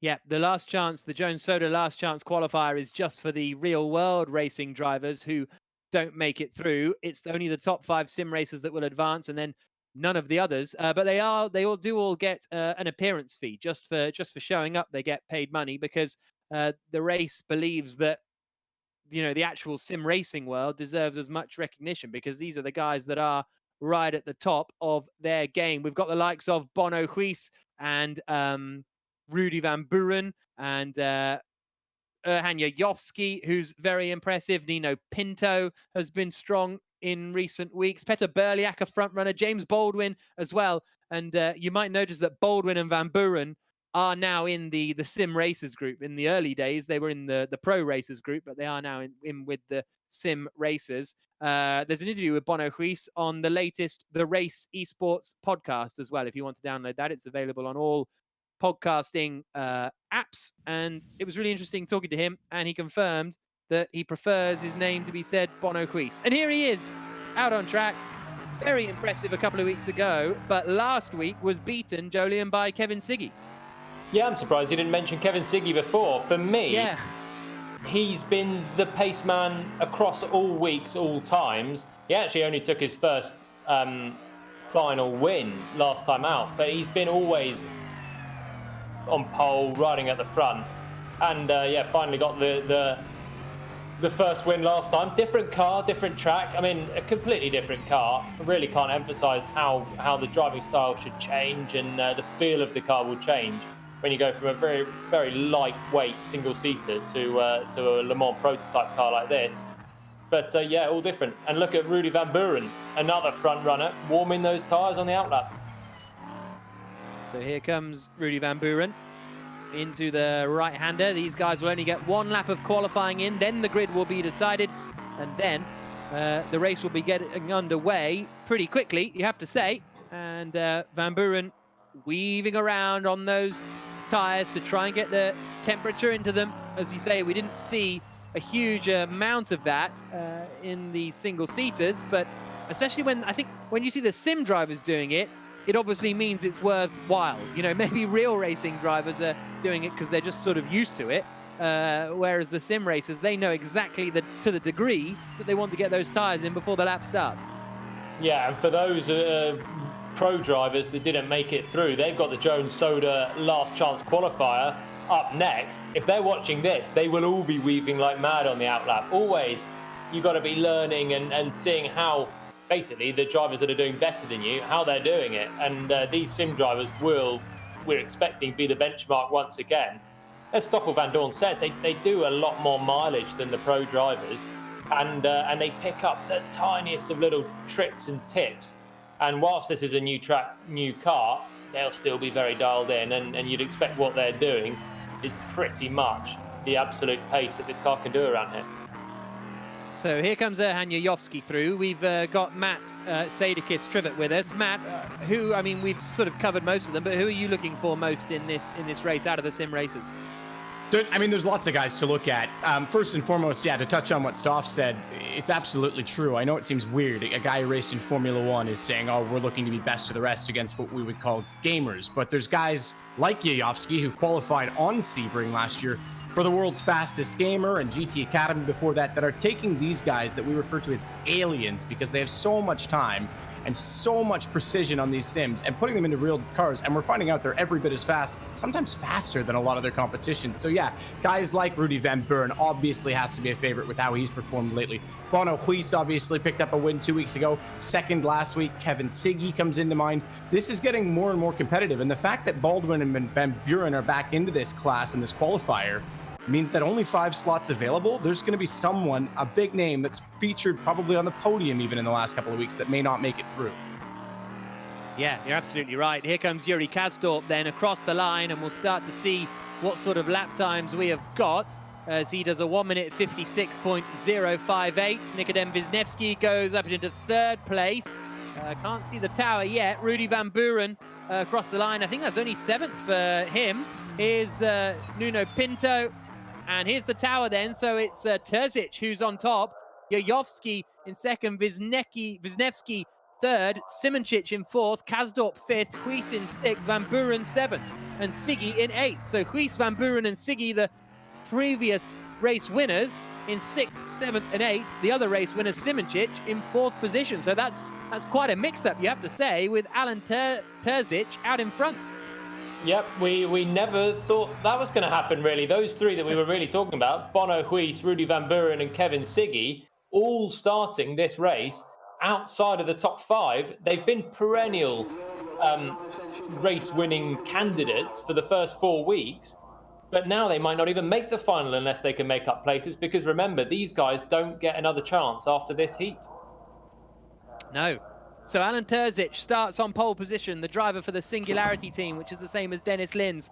Erhan Jajovski is alongside him on the front row. Nikodem Wisniewski is in 3rd place ahead of Jene Simoncic. Yuri Kasdorp completes the top 5.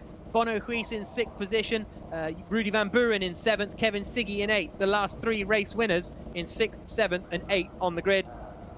Kuba Brzezinski is in 9th place with Peter Berliak completing the top 10. Nuno Pinto in 11th. David Greco, the Italian, in 12th spot. Then we've got 13th for James Baldwin, former winner of the world's fastest gamer. Risto Capit in 14th. Alex Siebel in 15th. Yunus Raivio in 16th position on the grid. And these 20 drivers completed by Jimmy Nisula, Yuri Toman, Kamil Pawlowski and Borja Milan. So this is going to be a fascinating 4-lap race about to get underway. Keep your eyes peeled. On pole position is Alan Terzic. And, oh, has he just jumped the start there? Keep an eye out on that one. He seemed to twitch forward a moment there, Terzic, and it is Jajovski who's got a good start. Terzic comes over to try and close the door. Simoncic might look to the inside. We're on board further back in the pack as they swing into the left-hander of turn 1. Everybody safely through the first corner, but it's Jajovski who's got into the lead. Terzic is in 2nd place now. They're still side by side down towards turn 3, and Terzic is back in front. We're not seeing it at the moment, but Terzic holds the lead with Jajovski in 2nd. 3rd and 4th are side by side. Simoncic and Wisniewski battling. In fact, Simoncic is off. Simoncic is in the wall hard, and that is really going to affect him, and he might even retire from the race straight away because he won't be in the top 5 come the end of this one. So Van Buren up to 4th, Huis in 5th. Kevin Siggy has dropped down to 16th place. Last week's winner all the way down in 16th position. Rudy Van Buren is side by side with Nikodem Wisniewski, and Van Buren is holding the place in 3rd spot at the moment. Frantic opening couple of corners, and it's still not over because there to the outside goes Bono Huis to move up into 4th place around the outside of Rudy Van Buren. Lovely move from Bono Huis. That was on Wisniewski. Van Buren is the car we're looking back from. And both Van Buren and Bono Huis then up into the top 4, having started outside of the top 5. The big loser, Jone Simoncic, of course, won week 1. He's out of the race after that heavy contact. And Kevin Siggy has it all to do. He's somewhere now down near the back as well.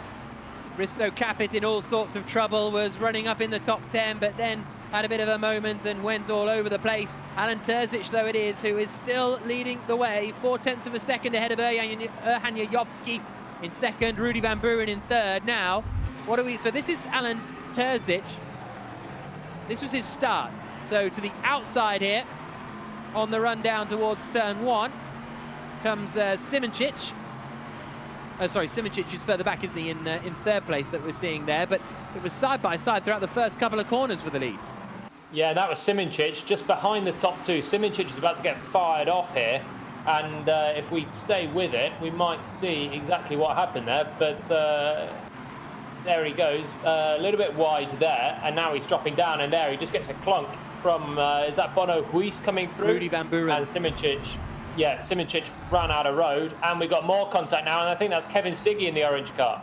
Siggy's out of the race. Siggy retires after contact. So the winner from last week is not going to be making it through to the final. He's not going to be making it to the end of the race. Lap 2 of 4. This is the sim racers competing in the Race All-Star Series, fully charged by Rocket Phones, and we're on lap 2 of 4. Here's a replay of James Baldwin sending it into turn one. Whoa, that's fast.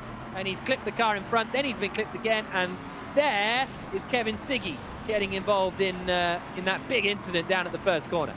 Yeah, and that all came from James Baldwin going a bit crazy down at turn one. Too much speed, big slide on his own, and then just clattered into another couple of cars. So that was further down the order already. They weren't in the top 10, but now they're definitely going to be going out unless all hell breaks loose towards the front. But at the front, Terzic just hanging on from Yayovsky. Now these guys just need to finish in the top 5, and the closest battle between them, other than the lead, which is actually very close, as Terzic goes a bit wide there onto the back straight. Here we go. This could be a chance for Yayovsky. This is going to be very, very interesting to see what happens here. Terzic leading, Yayovsky in second place, first and second, just 0.4 of a second between them. As we go further back in the field, on board with Alex Siebel, trying to fight with Yuri Toman over 7th spot. At the moment it's Yuri Kastorp in 5th place. He's only 0.6 ahead of Wisniewski in their battle over that top 5. But meanwhile, out in front, Alan Terzic ahead of Erhan Yayovsky, those two breaking away. And then it's a fairly lonely Rudy Van Buren, but then Huis, Kastorp and Wisniewski all right together for the final qualification spot. This could get messy. Yeah, Kastorp's right on the back of Bono Huis, who made that good start on the first lap, made a few places. Now doesn't look like he's got the pace. And here we go. This is the trio, 4th, 5th and 6th. One of these guys will not be progressing to the final. And right now, it's Wisniewski in the yellow and black car, fluorescent yellow and black, just behind Yuri Kastorp, who's in the treacherous position in 5th. He wants to try and pass Bono Huis. He's quicker than Bono Huis, but any failed attempt, and Wisniewski will be through. Huis then a little bit of a roadblock at the moment.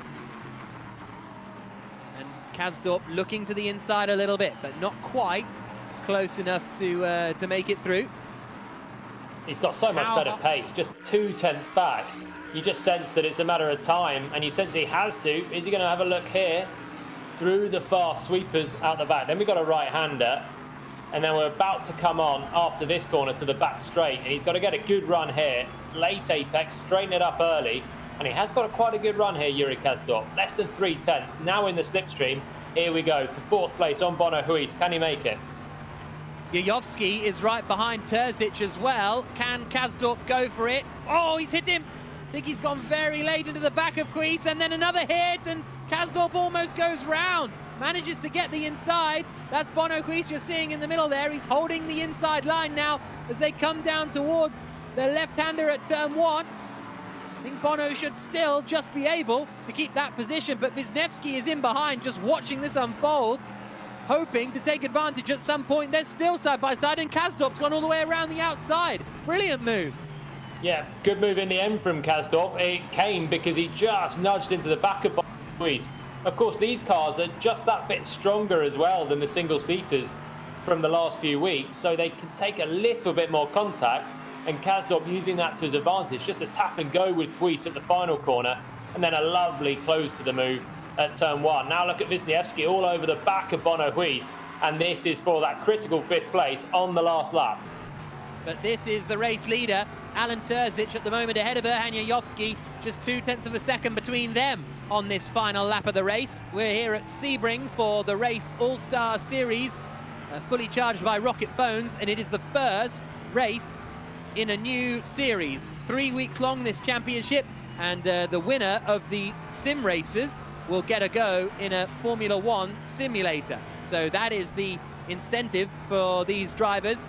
Terzic ahead of Yayovsky, Van Buren is 3rd, Kastorp is 4th, Bono Huis is right behind him in 5th place, Wisniewski is right in there as well. Huis needs to attack, but not so much that he loses out to Wisniewski. We're on board with him in 6th place. The top 3 go through to the final, and Wisniewski needs to find a way ahead of Huis and or Kastorp. Here we go, run to the final corner. Wisniewski's got a big run. Huis has got to just cover the inside here. Now Wisniewski can pick up the toe from Kastorp ahead, and it's just going to be who's braver at the final corner. Here comes Alan Terzic round the final corner. He books his place in the final. 2nd is Yayovsky, 3rd is Rudy Van Buren, fourth is going to be Kasdorp, and it is across the line in fifth. I think it's going to be Greece. It is just ahead of Nikodem Wisniewski. Has Terzic been penalised? I think you might be right. For that jump start, maybe he's come back to bite as he tumbles all the way down the order. Is that for the jump start? Here's the look at Wisniewski going around the outside at Greece at the final turn. Greece held on, but I think you might be right that Terzic might well have been given, yes, he's been given a penalty for that jump start. And as a result, it is Yuyovski who wins, and all of that means Greece and Wisniewski do make it through in the end after all that fighting. But what a shame that is for Alan Terzic, because he drove so well. Yeah, and really, it gave him no gain. He actually didn't get the better start off the line. It was Yuyovski that was almost ahead into turn one. So Alan Terzic, well, it says there he's in second place. So some investigations may be ongoing. But that fight between Bono Huis and Wisniewski round the final corner on the final lap for what was fifth place, it was pretty intense. And Bono Huis did really well to hang on to that. So Erhan Yuyovski, it says here, took the win ahead of Alan Terzic in second position. Rudy Van Buren third, Yuri Kasdorp fourth, Bono Huis in fifth. But we need to get to the bottom of exactly what happened there with Alan Terzic's penalty for the jump start. Don't know how big it was, and because on the race it looked as though he was completely wiped out of the results, but here it looks as though he was only dropped to second position. Bono Huis makes it through then at the end of the top five by the looks of things. Nikodem Wisniewski missing out, David Greco missing out in 10th position. But what a thrilling race that was. Kuba Brzezinski, Mohamed Purcell, Nudo Pinto. When we come back, we've got the Jones Soda last chance qualifier and a Legends reverse grid race. Don't go away.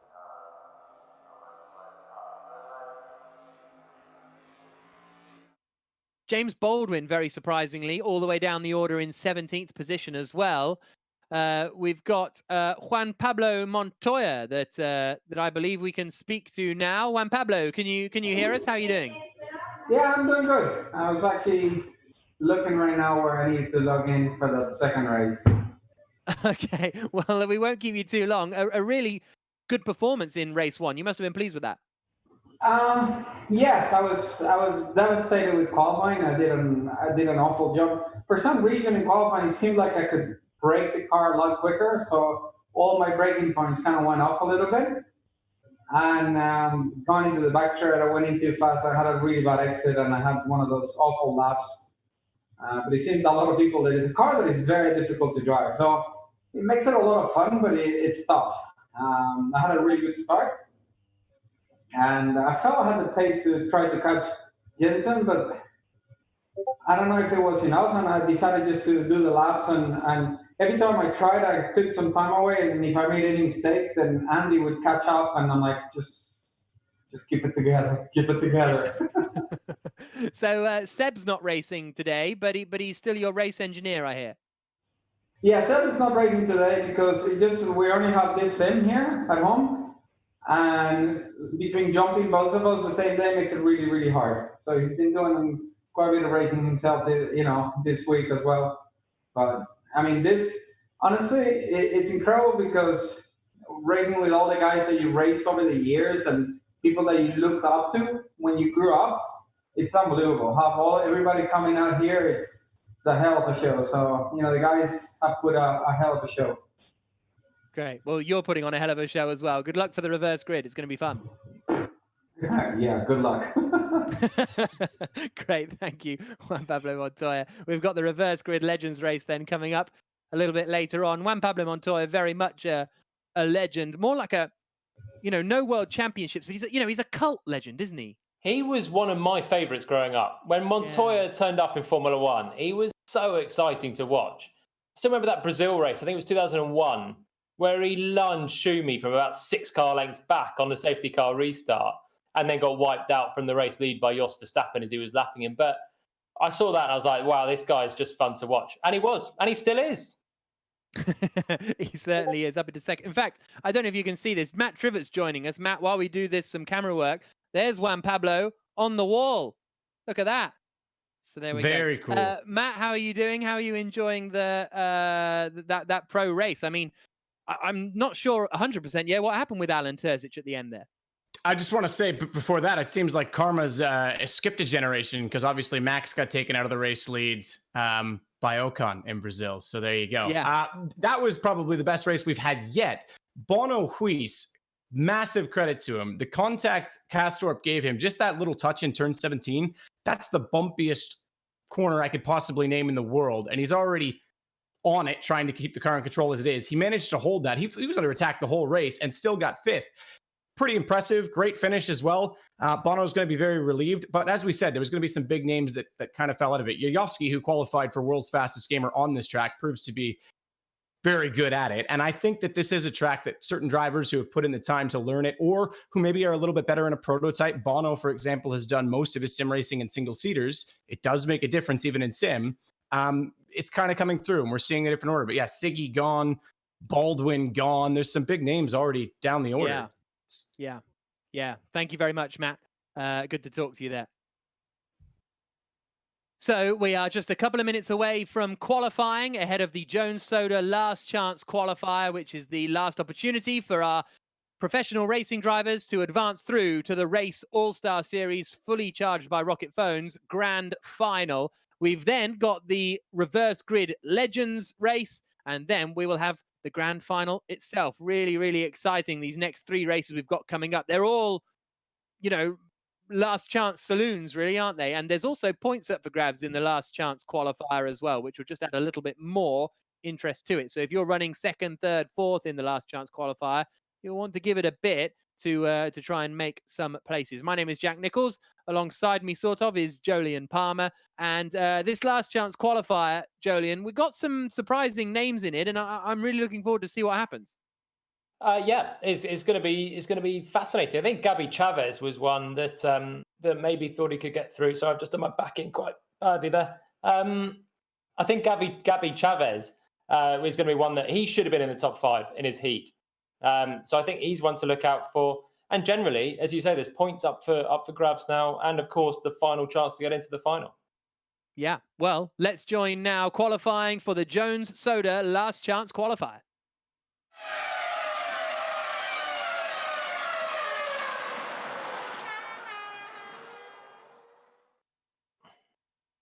So here we go then. We've got 3.5 minutes left in this last chance qualifier. Michael Benya here, out on circuit. And also worth pointing out, Bono Huis is a guest. We were talking about him a moment ago. He is a guest on the race's new esports podcast, which you can download wherever you get your podcasts. It's called the Race Esports Podcast. Fairly straightforward. So we have got 3.5 minutes left on the clock. These are the real world racing drivers. The top 5 will join the 15 that have already qualified in the grand final. Benya here going in a little deep on his outlap as he starts a flyer now out across the line. Benya here, who has done a bit of Formula E testing in recent years, starts on the run down into turn 1 at Sebring on this 6-kilometer circuit. Here we go then, start of his final lap, and we've seen how crucial qualifying is, really. That first corner at the start of the race, there's been a lot of chaos there for the guys in the midfield, and for the guys at the front, particularly the pole man, is able to control it because it's a quick left-hander and there's really no way around the outside. So qualifying is crucial. Everyone with their eyes on pole position, but certainly not to be in the melee in the midfield. There you see Benya here, who we're on board with, and you can see how bumpy it is and how much the wheel is moving around in his hands as he comes through the middle sector now at Sebring. Back out towards the runway that takes him down the back straight. He comes through 10 and then drifts left at 11, then up into Tower Corner. You can see the tower there. And that'll take him on the run towards Le Mans, then the run towards Sunset Bend. Here he comes then through the right-hander, Benya here. Little power slide out of turn 10 he had, really pushing the limits, and it's looked quite a neat and tidy lap, but generally they're all quite neat and tidy now because these guys, they've already had a qualifying, they've had a race, and this is a chance to just fine-tune what they did. But of course it's not easy to put together your best corners all on one lap, And that's what's needed when the competition is this high, even in the Jones Soda last chance qualifier. Then you hear down the back straight. The times will pop up on the board on the left-hand side. I think Ed Jones, Gabby Chavez are two that have to be favourites for this. Maybe a bit of James Collado because he looked reasonable. Ben Yahir's a bit messy through that final corner. Here he comes across the line then. And Ben Yahir is going to set a 1 minute 57.926. That is slower than Jack Aitken, who's at the top of the times. Ahead of Gabby Chavez and Wolfgang Reip, Ed Jones is in 4th place. So Jack Aitken, who raced last weekend, didn't have a great time out there, hasn't had a great race so far today, but now has stuck it on provisional pole position. What can Macau Grand Prix winner Richard Verschoor do as he upshifts across the line? Verschoor goes 9th. So not bad there for Richard Verschoor. Sophia Flörsch is in 15th position, but that's good stuff from Jack Aitken. Here's James Collado across the line, cuts the timing beam. Collado goes 4th. Remember, it's the top 5 that advance through into the final from this Jones Soda last chance qualifier. Great job from Jack Aitken, though. I think that's pretty much confirmed him pole position. Mitch Evans, I think, still needs to set the lap time, but a great lap from Jack Aitken. Yeah, that came from pretty much nowhere, didn't it? He did last week, but we didn't really notice him, to be honest. And even in the heat so far today, he didn't feature prominently, but has just done a corker of a lap to just sneak pole from Gabby Chavez, and with it, that nice inside line into turn 1. So Aitken qualifying there has done a world of good for his chances of getting into this final. Collado as well did a good job, and Wolfgang Reip as well, who had a very anonymous heat. He's managed to get back up into the top 5. So Jack Aitken starts the Jones Soda last chance qualifier from pole position. Gabby Chavez alongside him on the front row of the grid. Wolfgang Reip is in 5th. Ed Jones, look to see progress from him up into, he's in 6th place, but he'll try and get into that top 5. Devlin DeFrancesco in 7th. Bradley Smith in 8th. 9th on the grid, Charlie Eastwood. Richard Verschoor completes the top 10. Then you've got Martin Plowman and Michael Ben Yahir completing the top 12. All these real racing drivers looking to get into the top 5. Archie Hamilton 13th, Victor Fries 14th, Kevin Hansen in 15th, ahead of Maxime Martin. And then we've got Sophia Flörsch in 17th place, Harry Tinknell 19th, James Pull completing the 20 drivers. So Jack Aitken on pole position as we wait for the race to get underway. 4 laps of the Jones Soda last chance qualifier. Gabby Chavez is in the yellow car alongside Aitken on the front row. Vautier and Collado are on row 2. And there we go, it's a slow start from Aitken. Immediately Gabby Chavez pounces and takes the lead of the race away from Aitken, who drops into 2nd place. He tries to close off James Collado. Ed Jones goes to the inside at turn 1. Collado goes in very quickly into the first corner, loses a bit of ground, might end up back behind Ed Jones, but Gabby Chavez, who we're seeing on the inset there, has absolutely sprinted clear. Juan Manuel Correa is in the barriers towards the back, but Chavez, Aitken, Collado, Jones, Smith, the top 5. So finally, the pole man hasn't managed to keep the lead at the start, and it was just a really... He's under all sorts of pressure from Collado, and now Ed Jones. They go 3 wide down towards turn 7. Wow.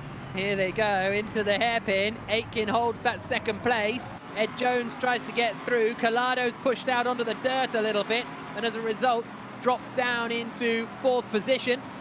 And that was really neat work there from Ed Jones. He was just on the outside into 7, thought better of it, switched to the inside, and now he's going past Aitken as well, up into 2nd place. Another nice move. Collado bundles his way through as well, and the 2 golf-coloured cars, the blue and orange, of Jones and Collado up into 2nd and 3rd. So Aitken's pole position has not been converted at all, and he's going backwards very, very quickly. So Bradley Smith in 5th place, trying to get past Jack Aitken now. Looks to the outside, does Bradley Smith. Then sends it, no, doesn't quite. Needs to be careful because Wolfgang Reip is right behind. Then Richard Verschoor, a big gang of blue cars. There's the look up the inside from Reip to try and get past Bradley Smith as they come out onto the back straight. There is Jack Aitken, we can see on the inset. As they come down the back straight, Chavez's lead is 2.5 seconds, but this is going to get a bit messy because Michael Ben Yahir is in there too, as they go side by side into the final corner. 3 in there. Verschoor on the inside, trying to get past Reip, and Verschoor's round. Verschoor goes round, and he's right on the apex, and he's going to have trouble getting out of that one. Yep, that's the end of Richard Verschoor's chances then, just on the apex. I said it earlier, you get squeezed when you just put a nose in, and I don't think Richard Verschoor had enough of a car alongside the inside of Jack Aitken, and that all went wrong there. Was it Jack Aitken or was it Ben Yahir? I think it was Ben Yahir, wasn't it? Yeah. But 3 wide into that final corner. It's so bumpy there, and it's difficult on your own. It's more difficult with 2, but with 3, I mean, that's inevitable, I think. Lap 2 of 4 then in the Jones Soda last chance qualifier here in the Race All-Star Series. And we're on board with Bradley Smith in 5th place, up behind Jack Aitken, and he's got about a second gap to Wolfgang right behind in 6th position. So it's he's in a fairly comfortable spot at the moment, Bradley Smith. Getting pretty close up in front. What are we getting a replay of here then? And this is a start. Kevin Hansen gets away in front of us. Someone was straight in the barriers there. And this is on board with Sophia Flörsch then. So this is on board with Flörsch under the ABK Beer Bridge and down into turn 1. What's going to happen in front of us? I'm imagining chaos, but we'll see. Oh, there's the hit. Flörsch goes off, a little bit of a tap from Harry Tincknell. Tincknell then goes through the middle, and then Flörsch gets hit from the rear as well. 2 cars off on the right-hand side, and yeah, then it's chaos. Then it is absolute chaos. Yeah, that's the midfield melee you just don't want to be in. It continues half a lap pretty much of just banging between those midfield drivers, and you just got to hope that you can thread the eye of a needle and make it through if you're in that area. If you do, you make up a lot of places, but the chance of chaos is so high. Lap 2 of 4 is the battle for 6th place. Wolfgang Reip ahead of Michael Ben Yahir, and Ben Yahir, oh, Reip sliding, and that allows Ben Yahir through.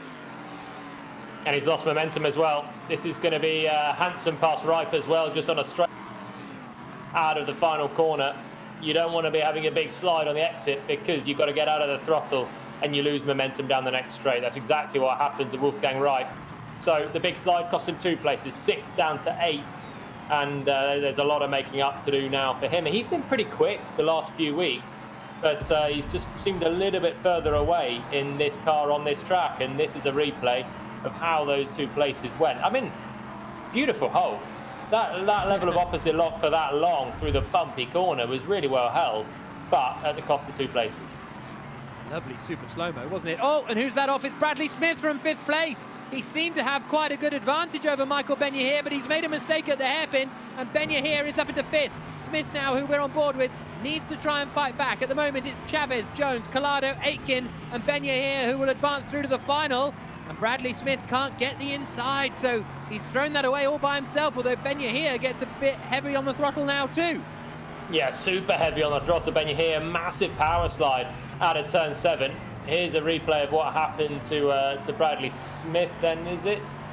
On board with Wolfgang Reip, and that wasn't what happened. But Smith lost a place there to Kevin Hansen as well, so going backwards quickly with just a lap and a half to go is not looking good. He was in the top 5. He had done enough, but now it's Ben Yahir that's up to 5th place, and that's the car 2 ahead, because Kevin Hansen's in 6th in the silver car just ahead of us. Wow, busy stuff in this Jones Soda last chance qualifier. Chavez is leading the way, 3 seconds ahead of Ed Jones. James Collado is in 3rd place, Jack Aitken is 4th, Michael Ben Yahir in 5th. Here is Gabby Chavez across the line to start the final lap of the race. Jones in second. Chavez he had really good pace in his heat, but he made so many mistakes. This has been still good pace, but no mistakes, and that's why he's built a 3-second lead. Looking really good there. Oh, that's a bit of a lunge on the cards for Mitch Evans. Thinks better of it. He's having a better race as well, up in 9th place. First time with us as well. Big gap back to Harry Tincknell, who's been in the thick of things behind. But yeah, Chavez has just dialed out those mistakes, and he's marching away. So Kevin Hansen in that 6th position, just in front of Bradley Smith. Ben Yahir, that's 2.5 up the road. There goes Smith, pulls alongside. Hansen, though, not going to get done down into the hairpin at turn 7 this time. Oh, someone goes behind. I think that was Wolfgang Reip again, maybe. Yeah, I think it is Wolfgang Reip who's spun again. A very busy day for the Belgian, Wolfgang Reip. I want to say Belgian, but I'm not fully committed to that. Is he German? I'll have to check that. I'm sure he's Belgian. Anyway, lap 4 of 4. Chavez leading. Yes, he is Belgian. Confirmed. Thank you. Chavez leading. Jones second. Collado third. Here's the replay of what happened to Wolfgang Reip. Is he gonna? He goes a bit wide, and then Mitch Evans sends him spinning. Yeah, Evans looked a little bit overzealous into turn 1, very deep on the brakes, and even more overzealous in that one, and finally tipped his rival into a spin. So that's the end of it for Wolfgang Reip. Up at the front, Gabi Chavez, super job. 3 seconds, nice and easy. Yeah, 3.4 round the final corner. Gabi Chavez books himself a place in the race All-Star Series final by winning the Jones Soda last chance qualifier. 3.2 seconds ahead of Ed Jones in second place, James Collado in third, Jack Aitken in fourth, and Michael Benyahir in fifth. This is Lachlan Di Francesco trying to get past Wolfgang Reip at the final corner. Reip looks like he's in trouble. Tinknell is in trouble as well, suddenly going slowly at the final turn, and he's lost his rear wing, Harry Tinknell, so he's been in the wars.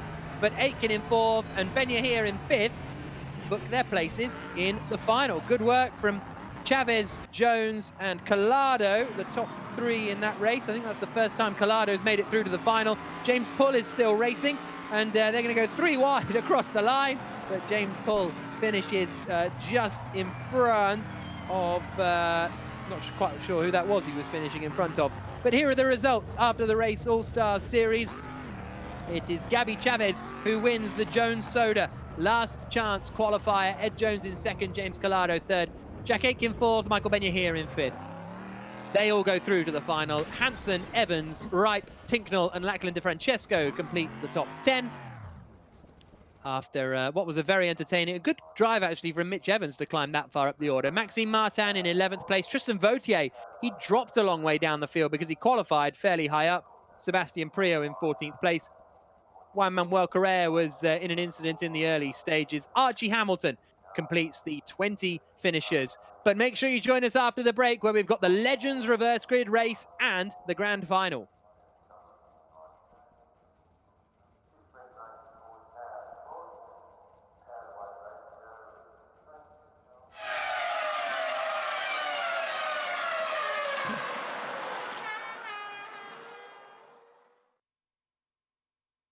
Well, what a busy race that was. We can hear now from Gabi Chavez, the winner of the race. Gabi, congratulations. A big win in the end, but we felt you deserved to be in the final anyway because you were so strong earlier on. Yeah, it was a good one. I made a small mistake in the first heat, went wide, and then lost that position to Esteban, that final transfer spot. So kind of kicked myself for that one and just try to make up for this one here. Got a good start from second and kind of took the lead and got a good gap the first lap. And from there, I was just trying to keep it consistent and no mistakes. It feels like you've always been a front runner of the real world racing drivers. How much sim racing have you done prior to the situation we're currently in? On and off. I started pretty young and then really got into it more for like track learning and just sometimes to have fun, but never really to compete until now, of course. So in the past 3 weeks, I've probably put in more hours combined than my whole lifetime in the sim. Okay, great. And then what are your expectations for the final? Are you confident in qualifying? Obviously, you didn't quite get pole for the last chance qualifier, but do you think you can get in the top half? I hope so. That'd be good. I think in the first heat, I qualified 4th. So, if I can be, inside that top 10 in the qualifying, stay out of trouble, have good pace in the final race, I think that should set up for a pretty good result, hopefully. Cool. Best of luck, Gabi. Thank you. So there's Gabi Chavez, the Indy Lights champion, who's going to be going through to the grand final, which will be coming up later. But first, we're going to have the reverse grid race for the Legends. And the interesting thing I found, Jolien, is someone like Dennis Lind, okay? He was out in the very first race, which, what would that have been? Almost 2 hours ago, a little under 2 hours ago. And then he's just kind of got time. No, okay. Well, he's been out of it, and then he's got to try and come back in. Whereas those that have come through in the last chance qualifier have got a bit of momentum with them, I feel. Well, presumably he's just been doing a few practice laps as well, so he's not completely out of it.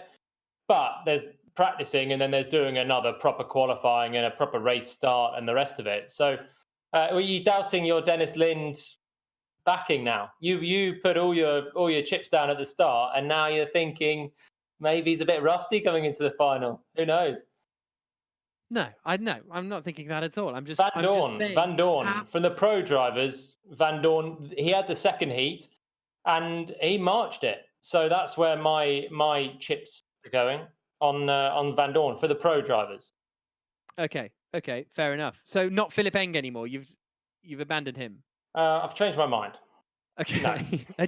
had you forgotten you already went for Philip Eng? No, of course I hadn't. But I've seen what Van Dorn's capable of. He had his head in the game, and I think he can do it. Got to get your head in the game. We've got, don't forget, the world's fastest gamer. The third round of that is coming up later on this year. Download the Gear Club app on iOS and Android if you want to get involved in that. We've already seen Rudy Van Buren and James Baldwin win that competition. When it comes to the final, we will have a short qualifying session before the longer 20-minute race. It'll be an 8-lap race instead of a 4-lap race. And but next up, we're going to be getting underway with the Legends qualifying. So we've got a reverse grid race coming up next for legendary racing drivers racing early 1970s Formula One machinery here on the Race All-Star Series, fully charged by Rocket Phones. Thank you very much for joining us wherever you are in the world, however you're watching us. Thanks to all the YouTube comments as well. We are going to be getting underway with this Legends reverse grid race. Jenson Button won the first race ahead of Juan Pablo Montoya and Andy Priaulx. But those three will be starting at the back of the grid for this next one. My name's Jack Nichols. Jolyon Palmer is with me. I'm really excited for this, but I think it's going to be chaos at the same time, Jolyon. Yeah, but you could be excited for the chaos, and that's what I think we could have. The level was high. Jenson drove a great race in the first one. Juan Pablo Montoya, he's been on since and said he was gutted. He thinks he could have fought Jenson. They're going to have to do it from a long way back now. The reverse grid means they're going to have a lot of overtaking to do. But we saw last week the chance of chaos and the chance of chaos is high. Avoiding it is going to be critical for those starting further back.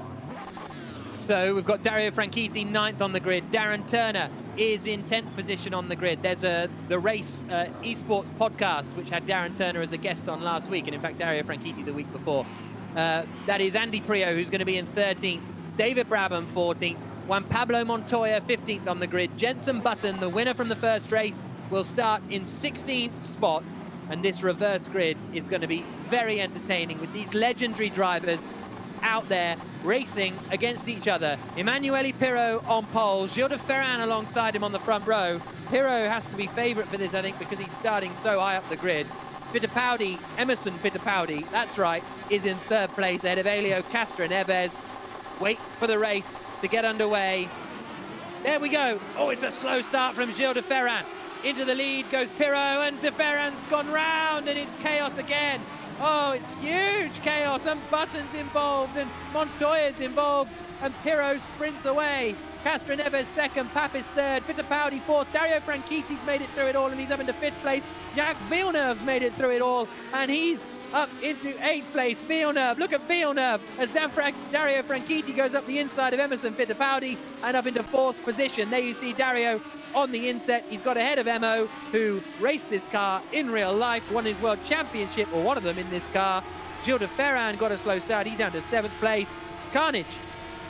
Who didn't get involved in that? I'm sure Villeneuve in 8th must have, but to a lesser extent of everyone else. Button's up to 9th now. Franchitti in 4th. Franchitti was really quick in that the first race, and now reverse grid. Both him and Priaulx 4th and 5th are really well placed to try and take this fight to the 3 ahead of them. There you see Juan Pablo Montoya running in 12th place, just in front of Tiago Monteiro. Montoya trying to climb up the order. He was involved in that first lap accident, and he sends it on Mika Salo. Up the inside, no trouble at all. Salo tries to fight back, but the Finnish former Ferrari driver goes down to 12th, now down to 13th, because I think Tiago Monteiro is going past him as well. Now here's Dario Franchitti on Max Papis. These two battling over 3rd place. Franchitti trying to fight his way through. Not quite able to do so yet, but tries to nudge Papis through, and there we go. The move is made. And Gilles de Ferran's round again. He and Darren Turner were right together on circuit. And Pirro it is, still leading the way on lap 1 of 5. So Franchitti made one blow. Oh, look at that huge accident in the back. And the chaos continues. Montoya, I think, is caught up in it potentially. Darren Turner, in his Leighton House livery, was the one that was flipping upside down. And yeah, we said there would be chaos. I didn't even think there would be this much in one lap. But here we go, on to lap 2. That was absolutely huge from Montoya and Turner as they came out onto the Allman Straight. So the man you're seeing there on the inset is World Touring Car Champion Andy Priaulx, up in 4th place ahead of Max Papis in 5th on lap 2 of 5. Everybody in the Mclaren M23s. And here's a replay then. Let's see what happened. Whoa, it's Turner and Montoya. Turner in the Leighton House, Montoya in the Tyrrell tribute liveries. That's huge. Nasty looking incident that was.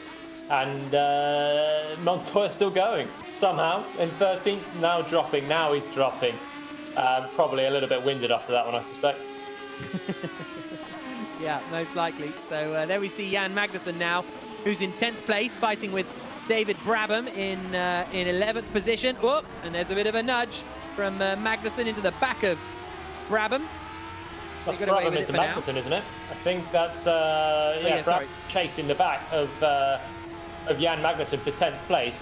Look at Jenson Button up into 7th, the winner of the non-reverse grid, the conventional race early on, and he's hunting down Jacques Villeneuve, who's playing with his Xbox controller.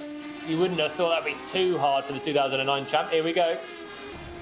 Here they go, the former teammates who didn't get along very well at the start, did they, when they joined each other at BAR, or Button joined Villeneuve at BAR. Button won the first race and picked up $10,000 for a charity of his choice. He chose House of Ruth, which is a charity for domestic violence.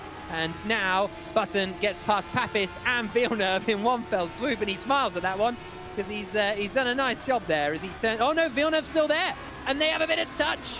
And Villeneuve holds the place. Remember, Button's there on this steering wheel. Jacques Villeneuve is racing on a laptop with an Xbox controller. So Villeneuve doing an amazing job as we start lap 3 of 5. Yeah, just holding on still from Jenson Button. Button looking to the inside now at turn 1. That would be a brave move on Jacques Villeneuve, who was pretty committed into that final corner. I think Button tried to bump draft Max Papis down the back straight to help him pass Villeneuve as well. But probably not a good idea with these old F1 cars, a little bit more brittle than the Le Mans prototypes that the regulars are driving. And we'll see the final after this one. Here we go then, Button now surely on the inside. That's going to be an easy one this time on Villeneuve. So here they come, side by side, and Button with the inside for the hairpin makes the move. So Button up into 5th place. Pirro still leading. Hélio Castroneves 2nd, Dario Franchitti 3rd, Priaulx 4th, Button 5th, Villeneuve 6th. As we can look, there's Jacques Villeneuve. There's Jacques Villeneuve on the inset, just on an Xbox controller, just driving around. He's got to do the gears on that. They've only got a little bit of traction control and ABS allowed, and you can see how much he's having to work the wheel because he doesn't have the dexterity of a real, actual racing wheel. That's phenomenal stuff from Jacques Villeneuve. What a legend! He's in 6th place. This is epic. I kind of doubted that he was genuinely running like that when I was saying, but now seeing him, the focus and the concentration on his face, and he's doing a really, really solid job with that. Here they come. This is the replay of Button getting through. Up the inside. Villeneuve, he didn't fight that one at all there, did he? I think he knew his game was up against the race winner from earlier on, the fastest man in these cars today that we've seen so far at least. And Button charges up to 5th place. And he's got quite a big gap, to be honest, to Andy Priaulx. Starting at the back is such a tall order, especially when there's huge chaos to avoid. But Button's done a good job already to be up to 5th. This is Tiago Monteiro, And he is busy fighting with Emerson Fittipaldi, who looked like he was heading straight to the wall there. Fittipaldi, you can see Monteiro smiling on the inside there. Well, on the outside, but I was on the inside of the picture. Emanuele Pirro on the penultimate lap of the race, and he's done well here, Pirro, to pretty much control this one. Hélio Castroneves in second place, Dario Franchitti in third, Monteiro and Fittipaldi still battling over 11th spot. Franchitti not really closing in, and I wonder if here's a look at Monteiro, and there we go, found the inside line just about, but then had a big moment himself, which allowed Fittipaldi back through, and then Monteiro still side by side down towards turn one. Some great racing between two drivers you never thought you'd see race against each other. No, and then Monteiro made it through in the end. I tell you, he had a huge slide there in the final corner. We were on board with him at the time, and I thought he was about to loop that into the barriers at high speed. So he did well to catch it and pass Fittipaldi on the exit of the corner as well. Franchitti has got Priaulx, so Dario Franchitti is up into third place now. Then there you can see Priaulx on the inset. We're on board with Jan Magnussen chasing down Max Papis on lap 4 of 5. Pirro out in front. Oh, Magnussen sends it, crashes through the advertising. And Papis, is he still there? Yes, he is. So Papis holds on to 8th place. Button is 3 seconds behind Andy Priaulx in their battle over 4th place. We'll see if that gap starts to come down as Magnussen now goes to the inside of Papis again.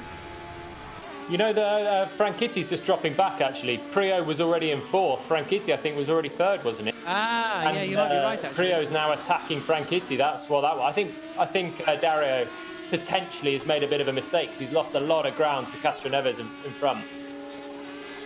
Final lap of the race started for Emanuele Pirro.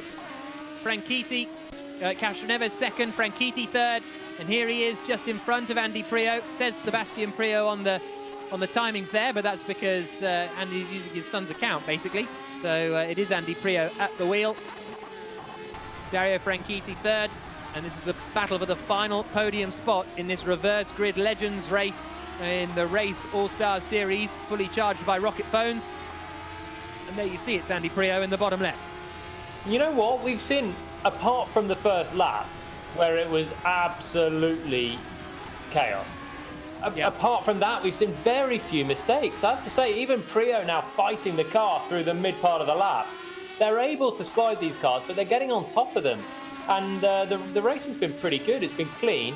And bar the carnage at the start, it's been good stuff.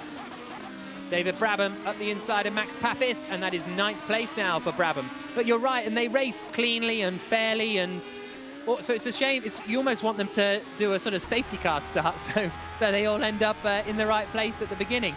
But Emanuele Pirro, who performed very well in Silverstone, was very busy at Nola, is now looking set to take the win in the reverse grid race at Sebring. Here he comes through the final corner under the ABK Beer Bridge, hugs the wall, out to the outside, and Emanuele Pirro is the winner of the Legends race at Sebring. Very strong drive from Pirro from pole position. Hélio Castroneves across the line in second. Dario Franchitti finishes in 3rd place, just ahead of Andy Priaulx. Jenson Button in 5th, and another wonderful drive on the Xbox controller from Jacques Villeneuve. Absolutely brilliant stuff from the French-Canadian to finish in 6th, ahead of Mika Salo, Jan Magnussen, David Brabham, and Max Papis. Here's Gilles de Ferran in 12th place. What's he trying to do? Trying to get past Tiago Monteiro, but he's a little bit too far back, Gilles de Ferran. A shame for him, because he started quite well at the front of the race, didn't he? At the start of the... Well, he had a high grid position, I should say, but then got absolutely wiped out. So, yeah, a shame for him. But Emanuele Pirro it is who takes the victory. And Hélio Castroneves in 2nd place. Dario Franchitti in 3rd spot.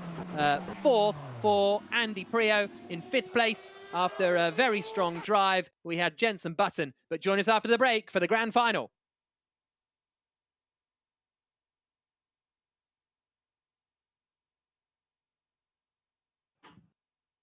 So great drives there, Jolyon, from Button, from Villeneuve, from Franchitti, because he started further back in the order. Montoya and Turner, though, win the prize for best crash. Yeah, it's a two-horse race, to be honest. It's Montoya and Turner against everyone on that start. I mean, it was just absolute scenes of Spa 98 again. But yeah, good race. Good clean race at the front. Actually, Pirro did a good job, untroubled. And we didn't get a huge amount of action in those front guys. But Button did a good job to fifth. Jacques Villeneuve, what a guy. I can't believe we saw him at his table there, racing with an Xbox controller. I mean, he's not going to be quick like that. He is doing a very good job with it, but it's that he's just turning up and giving it a go with that. Well, let's speak to Jacques Villeneuve now, shall we? Jacques, we're all amazed at the kit you're using compared to what everybody else is using, and you're right up there in the fight. Well, it's fun. It's tense, though. When you drive on your own, it's easy, but once you tense up with the controller, it gets really hard. But it was tough to bring a proper racing kit in an airplane to play while you're traveling somewhere. So laptop and controller was good. Okay. So how much do you use it a lot, or is this the first time you've sort of started doing this? Well, I got the dust out of it yesterday. I used to be a lot on R Factor 1. I was modding and until 6 years ago running my own server. So that was fun. And in the last 6 years, I just took it out yesterday. And R Factor 2 is a little bit more difficult, yeah. We were hearing earlier on that you were sort of one of the first guys that started using sort of simulators as they were then in the 90s. Yes, when I got in F1 at Williams, just to learn a few basic tracks. So in '96, Spa mainly, these big tracks that are long, just to figure out when there would be a left corner or right corner. So maybe do 5 laps and then get out of it, because you get actually bad habits. They're simulators, but they're also games. And the small difference will give you bad habits when you get on a real racetrack. So you just can't spend weeks on.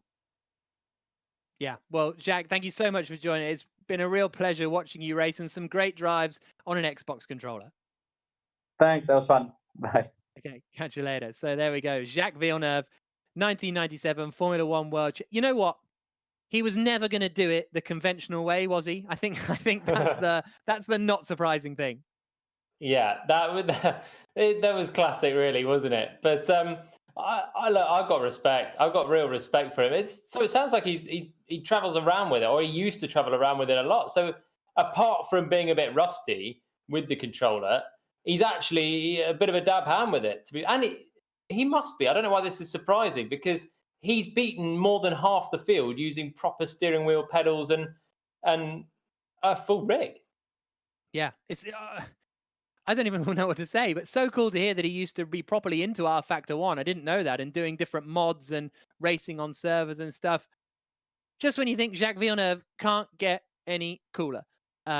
So we have got the final coming up. That's the next thing. We're going to have a short qualifying session and then an 8-lap race in these LMP3 Le Mans prototype cars around Sebring to decide the winner of the Race All-Star Cup. When you're going to have 35 points for the race winner. So that's where it's going to get really interesting, because the points now and the positions now really start to matter going into this little mini 3-week championship. So that's what will be coming up in a couple of moments' time.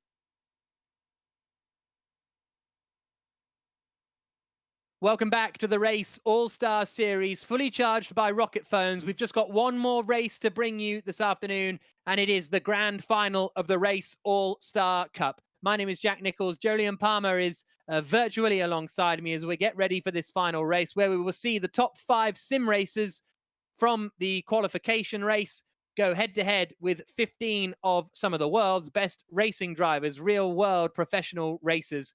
And what's up for grabs is the top of the championship. The winner will be at the head of the standings in this first week of a 3-week competition. And the winner at the end of those 3 weeks, the man on top of the championship, will be awarded $30,000 to give to a charity of their choice. Now, Jolyon, we're surely going to be looking at the sim races to be the favorites for this 20-car field. But I think there's some real-world racers who can get in the mix. Yeah, definitely. We've seen some really good performances. For me, I'm going to go with Rudy Van Buren. I know he didn't win his sim heat, but he's been so consistent, always in the top 3. in this final. I think he can do it. And again, I'm going to stick with Stoffel Vandoorne as the pro driver that can get in the mix. I think he was very, very strong in the heat. What about you? Real drive. What's the question? What about you? It was the same question as you. Who's going to win? Pro driver. Okay, I'm going for Yayovsky for the win, and Dennis Lind, real world. Sticking to your guns. Well, yeah, you got to stick to your guns. Otherwise, what's the point? You know. Sometimes you got to cut your losses, Jack. Here we go, Rudy Van Buren. This is my tip for the win. He's got to do a better qualifying than he did for the heat. Qualified outside the top 5 in his heat, but managed to make it through nicely into 3rd place. And look at him at the wheel, bottom left, just really giving it a lot of, as I say that, he's just been very silky smooth, but he was giving it armfuls of lock as he turns it in, trying to get that bit of temperature up in the tyres and go for pole position. Bit of a weave now on the back straight. So Van Buren then on his outlap. Remember, there's a competition running if you want to win top of the range Rocket IO Pro 3D phone. All you have to do is head to rocketphones.com/UK and answer the question on there. There's terms and conditions on the website, but there's the competition if you want to win a Rocket 3D phone, as we see Rudy Van Buren coming down to the final corner now to start his flying lap, really desperate to try and get some temperature into those tires, and he's going very wide then to try and give himself the highest possible speed out through the first corner. That's a cheeky one. Yeah, first time we've seen that, running all the way to the outside road as well before launching into his flying lap. So that's just to give him the most speed as he crossed the line there to help his lap time up until he lifts off the throttle down at turn 1. But yeah, the cheeky one, right over track limits. In the real world, you wouldn't be allowed to do that. Many tracks it's kind of possible, but you'd be prohibited. But here Van Buren's clearly found a little bit of a trick to give him a bit more speed down towards turn 1. Here's Dennis Lind, fastest of anyone in the first sector. You hear the car rumble through the right-hander there. There you see Dennis Lind in the inset. We go on board with him as he heads up into the right-hander now, and he's on his lap. He's not fastest of anyone in sector 1. Still a reasonable first sector for Lind. He had a bit of an oversteer at turn 7 there, missed the apex slightly in this middle sector. That's a little bit better on that. You can really ride these curves, particularly this one. You see how much they open up, and actually Lind is quite a little bit adrift of the apex. That's why he ran wide on the exit. This just hasn't been the best middle sector for Dennis Lind. One corner to go to try and salvage something, but he might have lost a bit of momentum on this back straight by running onto the grass. He did a big exhale as he came down that back straight, maybe suggesting the disappointment. Watch for the lap times to start jumping in here. Here comes Lind across the line. What's it going to be? Cuts the timing beam now, and Lind goes quickest on a 1 minute 55.978, only 0.2 quicker than Kazdorp. Chavez in there. Philip Eng goes second, just a 10th behind Dennis Lind. Mike Epps goes up into 4th place. Then we've got Yayovsky to the top, 0.3 clear of Dennis Lind. Queese jumps up into 3rd position, so that's a better qualifying lap for Bono Queese this time around, but Van Buren goes second. Rudy Van Buren across the line to go second. Jack Aitken returns to the pits, so maybe a error on his lap, but Rudy Van Buren second. I think Yayovsky, though, is going to be the driver that starts in 1st place then for the grand final. Good lap from Erhan Yayovsky. Great lap. What a lap from Dennis Lind. It looked like it was a bit scruffy, but actually super quick through the middle and final part of the lap, and 3rd place. That's the highest a pro driver's got in amongst the sim drivers. It's the highest they've qualified for the grand final. Really good job. And Philip Eng, who was, if you remember my tip before I might have switched to Stoffel Vandoorne, I'm switching it back to Philip Eng, up in 5th place as well. Great job from him. I don't know why I switched to Vandoorne, 12th place. That was mistimed. So Erhan Yayovsky on pole position, Rudy Van Buren alongside him on the front row. Dennis Lind third, Bono Huis fourth, as we get ready for the grand final of the Race All-Star Cup. Erhan Jajovski on pole position. Rudy Van Buren will be racing him into the first corner. Dennis Lind, the highest of the real world racing drivers. Can we get a real world driver win for the first time? He's ahead of Bono Huis. Philipp Eng is in 5th position. Yuri Kasdorp in 6th. Mike Epps is in 7th. Good stuff from Esteban Gutierrez as he gets further and further up the order each week. He's in 8th position. 9th on the grid will be Nikodem Wisniewski with Tom Dillman in 10th. Gabby Chavez 11th. Jolyon Palmer's tip Stoffel Van Dorn starts in 12th position. No taking it back now as we get ready for this 8-lap race. Ye Yifei is starting in 13th place. Job Van Uyter 14th. Max Gunter 15th. Bruno Spengler in 16th position as the cars are lined up, ready to go in this grand final. James Collado 18th. Jack Aitken 19th. But on pole position, it's Erhan Jajovski on the right-hand side. Rudy Van Buren alongside him. The grand final of the All-Star Series at Sebring gets underway, and it's a really good start from Van Buren. He's trying to get alongside as they come into the first corner, and Dennis Lind has got away underneath the rear wing of Jajovski. So there's going to be 3 for the lead into turn 1. We're on board with Huis behind. Now we're on board with Lind, and Jajovski it is who is in the lead. Van Buren in second. Dennis Lind looks to the outside at turn 3. That's going to be a bold move. It could see him end up on the grass, and it does, and he comes back off and he takes off. Rudy Van Buren, the two are in the wall. Jajovski leads, Huis second, Eng third, Wisniewski fourth, Chavez fifth. Oh dear, that was not great there, I would say, from Dennis Lind. I mean, he got forced wide onto the grass, but then just kept his foot in and bounced straight into the side of Van Buren, and the two of them then tipped straight out of this race pretty much. A lot of work to do for them to save it if they've not picked up significant damage either. But for me, Lind needed to just back out of the throttle a little bit. And here we go then, he's bouncing across the grass and just kept it in. And when he rejoined the track, just came across half width, and Van Buren was there minding his own business at that point. He did force Lind wide, but for me, Lind then needed to be backing off and rejoining safely. So Erhan Jajovski it is who is leading the way. Bono Huis is in second, Wisniewski is third, Philipp Eng in fourth, Gabby Chavez in fifth, Kasdorp, Van Dorn, Gunter, Ben Yahir and Aitken, the rest of the top 10. But here is Jajovski, 1.6 seconds up the road now from Bono Huis. There you can see him in the inset. Ooh, getting a bit wide, but keeps it together just about. Yeah, Jack Aitken, oh dear, he's been collected by a cars. Even in the grand final, we got the best of the day have made it into this race, and there's still a bit of chaos. Jack Aitken, they're getting out of shape. I'll tell you who's caught my eye here is Gabby Chavez. We're riding on board with him right now, ahead of Yuri Kasdorp, a regular sim driver, supremely rapid. Gabby Chavez was in the Jones Soda last chance qualifier. He won that, and now he's up into the top 5. Really good job. He's technically at the top of the championship because he gets 5 points for winning that last chance qualifier, and no one else has scored any points yet. But still a long way to go in this race, and there will be 35 points awarded for the race winner heading into the next 2 rounds. We're on board with Mike Epps, who somehow is behind James Collado. He qualified well inside the top 10, did Epps. Collado, I think, qualified at the back of the grid, but now they appear to be together on track in 11th and 12th places. Yeah, Epps, who was on the warpath earlier on, wasn't he, after a couple of incidents, now facing James Collado, who, as you say, started right at the back. Epps looks like he's gone in a bit hot, but actually measured really well on the brakes there. And he's got another bit of charging to do on the back of James Collado.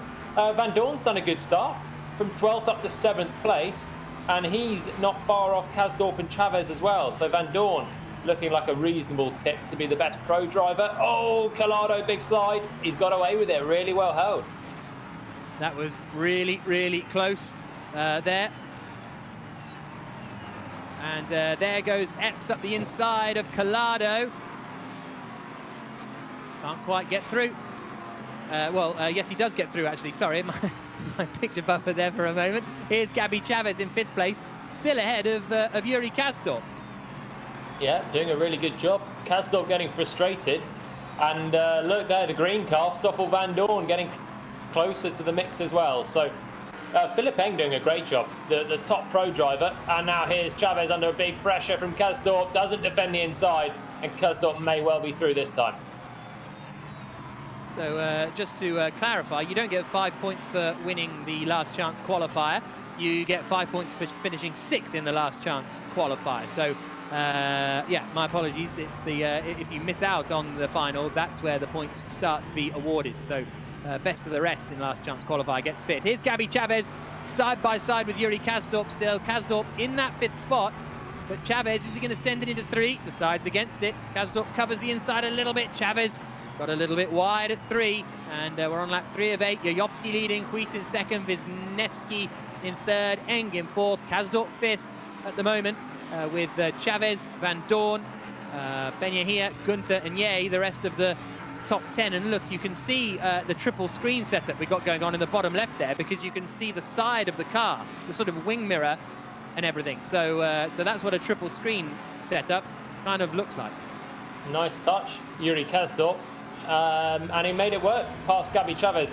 Chavez called himself out there trying to have a go back, and he's now lost a place to Stoffel Van Dorn as well. So Chavez, after a great start, he's dropping back, and Van Dorn up to 6th, following Kasdorp past Gabi Chavez. So Van Dorn behind Kasdorp. Kasdorp now, as sim regular, has got Philipp Eng, the leading pro driver, next up in 4th. Epps all out of shape at turn 1. Whoa! Wow. And this was, oh, this must be the replay at the start then, I guess. That's how Epps got dropped so far back down the order and ended up behind James Calada. Yeah, it's just so difficult to avoid the chaos. More cars off there on the right. I think that was Van Buren and Dennis Lind there, wasn't it? That came into the wall towards turn 3. But yeah, you think you're doing your own thing. You're off on the grass kind of holding, you know. You get sideswiped from reverse by any number of cars on your inside who are having their own crash. Here comes Yuri Kasdorp then, trying to get 4th place away from Philipp Eng. We're on board with Eng as he covers the inside line. Kasdorp around the outside would have to be a brave one, and doesn't fancy it this time around. This is a good battle over 4th as Kasdorp tries to climb his way back up the order, and Eng at the moment is the best of the rest of the real world racers. Kasdorp can't make it stick just yet, but Eng is having to go really defensive, and all of that could bring Stoffel Van Dorn in 6th place into the fight. Yeah, really lovely defensive lines from Philipp Eng, just placing the car in the perfect places, just covering the inside, but not so much that he scuppers his exit and would lose the place on the next run. So again, covers the middle of the road there into turn 7, and then covers again on the exit. But look how slow they're going, because Van Dorn is catching really, really quickly. Side by side, Kasdorp looking to try and get around Philipp Eng. Late on the brakes. Oh, that's going to be a bold one. There's going to be a bit of a touch. They go side by side. Van Dorn needs to be careful not to get wiped out by both of them. He's now going to the outside of Yuri Kasdorp, and Kasdorp loses a place in all of that. And Van Dorn goes to the inside of Eng and pushes him off. The two slide. Eng goes round. Van Dorn recovers. Gabi Chavez goes past him. That felt a little bit ambitious there from Stoffel Van Dorn. Yeah, I think he got a bit excited down into the right-hander. He had pace because he had the track position on Kasdorp, he had the inside, but then just suddenly thought, oh, we'll go for Philipp Eng as well, and that one was always a bit brave. Not a massive braking zone, and just a bit late, ran a bit wide. That's the incident you can see coming away. It's coming up now. Van Dorn's on the inside. That's Kasdorp on the left in the white car, and then Van Dorn suddenly thinks, oh, okay, we'll have a look at Philipp Eng as well. And just such a tight angle coming into that corner. It was so unlikely to work. And Gabi Chavez says thank you very much, passes them both back up to 5th place. So we're on lap 5 of 8. It's going quickly, this race, isn't it? Erhan Jojowski, the race leader. Bono Huis 2nd, Wisniewski 3rd, Kasdorp 4th, Chavez 5th for the moment. Oh no, big one into the wall. Collects Ye, and Ye goes spinning back in front. So he slides off the circuit. That was Epps involved in that, actually, I think. Epps thinks he's crazy. Let's check in with Matt Sadekis. Trevor, Matt, what have you made of the race so far as Rudy Van Buren is now battling with Ye and Philipp Eng comes through to take both those places? It's been a busy one. Oh, man, I think they're all crazy at the moment. I mean, first and foremost, Rudy Van Buren, you talked about it. He's been so consistent, and he is in sim, and he's absolutely a favorite for this championship. But now that it is an official championship, he gets knocked out in the first race with Lind. Bit unfortunate. At turns 3, 4, and 5, It's wide, sure, but it almost runs like a single lane because of the way that it kind of kinks back in the middle. So that was an unfortunate incident, and they're both going to be kicking themselves for that. But up front right now, Yayovsky looks excellent, and he has been in and out of the picture in previous weeks, but he's finally getting his own now. Yeah, certainly is. Rudy Van Buren all the way down in 15th place, trying to get up past Job van Uytert in 14th position. Not a huge amount of progress made by Rudy Van Buren after his difficult race so far. And we have got not that long to go in this race now, as we see Van Uytert still holding on to that 14th place. You see him there in the inset on lap 5 of 8. Van Buren did get ahead of Van Uytert on the last lap, but ran really wide down at turn 7. So what I find interesting is these sim drivers clearly have a lot of pace, and that's why you've got the 4 of them that weren't taken out at the start running 1, 2, 3 and 4. But when they fall down the field, the racecraft, they struggle a little bit more to unleash that pace and cleanly pass the pro drivers. Now, part of that is because there's a lot more bumping and bashing of the pro drivers as well, so it's a bit more chaotic than they're used to. Here's a bit more super slow-mo as Ye hit Epps. Oh well, no, they avoided each other actually, didn't they? Ye had already had the collision, and Epps just drove through it fairly straightforwardly. Yayovsky leading, Kuis second, 3.5 seconds back. Wisniewski third, Kasdorp fourth, Chavez in fifth. Van Dorn, Ben Yahia, Gunter, Epps and Gutierrez, the rest of the top 10. There is Max Gunter in his BMW I Andretti gear that he races in Formula E. Well, not that he races in, but who he races for in Formula E. And he is up behind Michael Ben Yahia. Gabi Chavez still best of the rest at the moment in terms of the real-world drivers.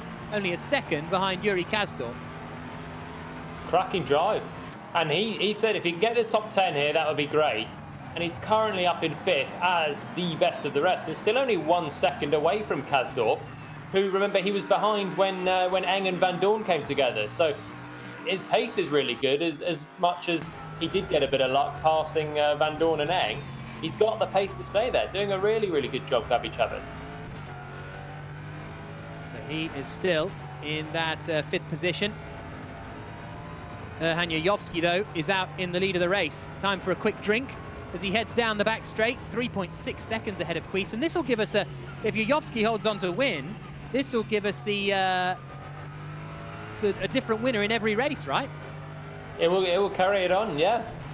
We'll have 5 from 5. So, to be honest, we lost 2 of them before this race even started, with Kevin Siggy and Jone Simoncic not making the grand final, and now Yayovsky is looking like he can make it 5 out of 5. So it's the gift that keeps on giving.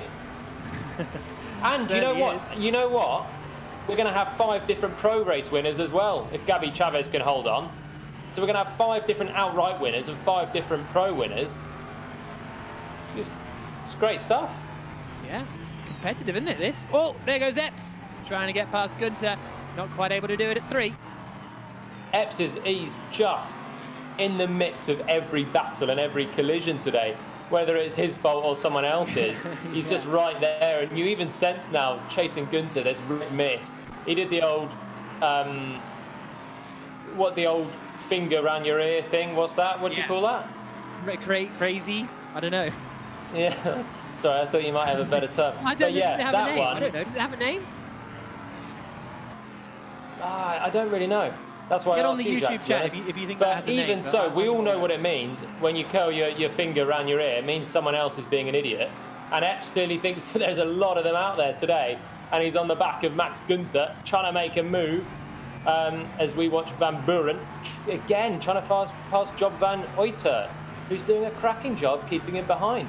Van Buren, who qualified on the front row, is a sim regular. He's one of our 5 race winners, one of our 4 race winners, with Yayovsky trying to make it 5, but he's not able to pass Van Uytert, 14th. Maybe he can do it now as they come through this quick section of circuit. Van Buren, no, not quite able to. And yeah, I mean, Van Uytert has been a relative front runner, but is Epps and Gunter still fighting it out, as they have been for quite a while now. And oh, he's got the inside there. Epps says he's got full lock on, now he's got opposite lock on, and Gunter holds the place. Epps, whatever he does, just can't quite seem to make any moves here. And a shake of the head from Epps. He just looks livid. There's like steam coming out of Mike Epps' ears today. Everything is not going his way. I think he'll be quite pleased to finish with 8th or 9th and move on to next week. This was the man that won our pro race last week. I think he was 6th out of all the drivers, but the top 5 were sim drivers. He's shown great pace today, but he's just been in every single incident there's been pretty much. And this was the latest one that he was a really late lunge, and then actually I think he just caught himself out on a bump and had the mother of all slides through the final corner, but held it well. So we are on the final lap already of this race All-Star Series. And it is Erhan Yayovski who is leading the way very, very nicely indeed. Gabby Chavez is in 5th place, and Stoffel Van Dorn has caught up with Gabby Chavez now. So this is going to be a good little fight on the final lap. And Van Dorn sliding, and Chavez finishes the job off. Yep, that was, well, I couldn't actually see entirely what happened there. Suddenly Van Dorn was ahead of Yeah. And then the next minute he was binned, and Chavez was back through into 5th place. So I think jury is out from my point of view, unless you've got a better view of that one. No, I agree with you. But here comes Erhan Yayovski then. He's coming through the final corner. He's going to pick up big points in the first race of the series in the Race All-Star Cup. Fully charged by Rocket Phones. It's the win for Erhan Yayovski after a great drive. Bono Huis finishes in 2nd place, 4.5 seconds away. 3rd is going to be Wisniewski. 4th is going to be Kazdorp. But what a great drive, what a dominant drive from Yayovski. Huis in 2nd, Wisniewski in 3rd. 4th across the line is Kazdorp. Chavez is just about best of the rest in terms of the real racing drivers. Stoffel Van Dorn is in 6th position. Ben Yahia 7th, Gunter 8th, Epps 9th, Gutierrez in 10th. And, well, so many things to take out of that. For me, I guess the big one is that we lost some of our top drivers. But make sure you come back after the break. We'll have all the reaction from the Race All-Star Series. See you in a couple of minutes. And for those of you still with us here on the internet stream, Erhan Yayovski is the winner after 8 laps of racing. Bono Huis in 2nd, Nikodem Wisniewski in 3rd, Yuri Kastorp 4th, Gabby Chavez 5th, Van Dorn, Ben Yahia, Gunter Epps, Gutierrez, the rest of the top 10. I enjoyed that one, Jolene. It went really quickly as well, I felt. It was a good race. It was one of our best of the day, I think. It went quick, and we had some good action. I'll tell you, the biggest thing for me is actually still, Yayovski drove great and won, but Rudy Van Buren wiped out a 2nd place on the first lap. He's finished in the top 3 of all of the first 4. Suddenly, we're into a series, and he's down in, where was he in the end? Where he's gone from the timing page. He was down in 15th, but he's completely dropped out before the end. So he's lost a lot of points. Yeah, well, let's check in now with Erhan Yayovski, race winner in the first race of the series in the Race All-Star Cup. Erhan, congratulations, a great race. It looked kind of straightforward after the chaos in the early laps. Yeah, thank you.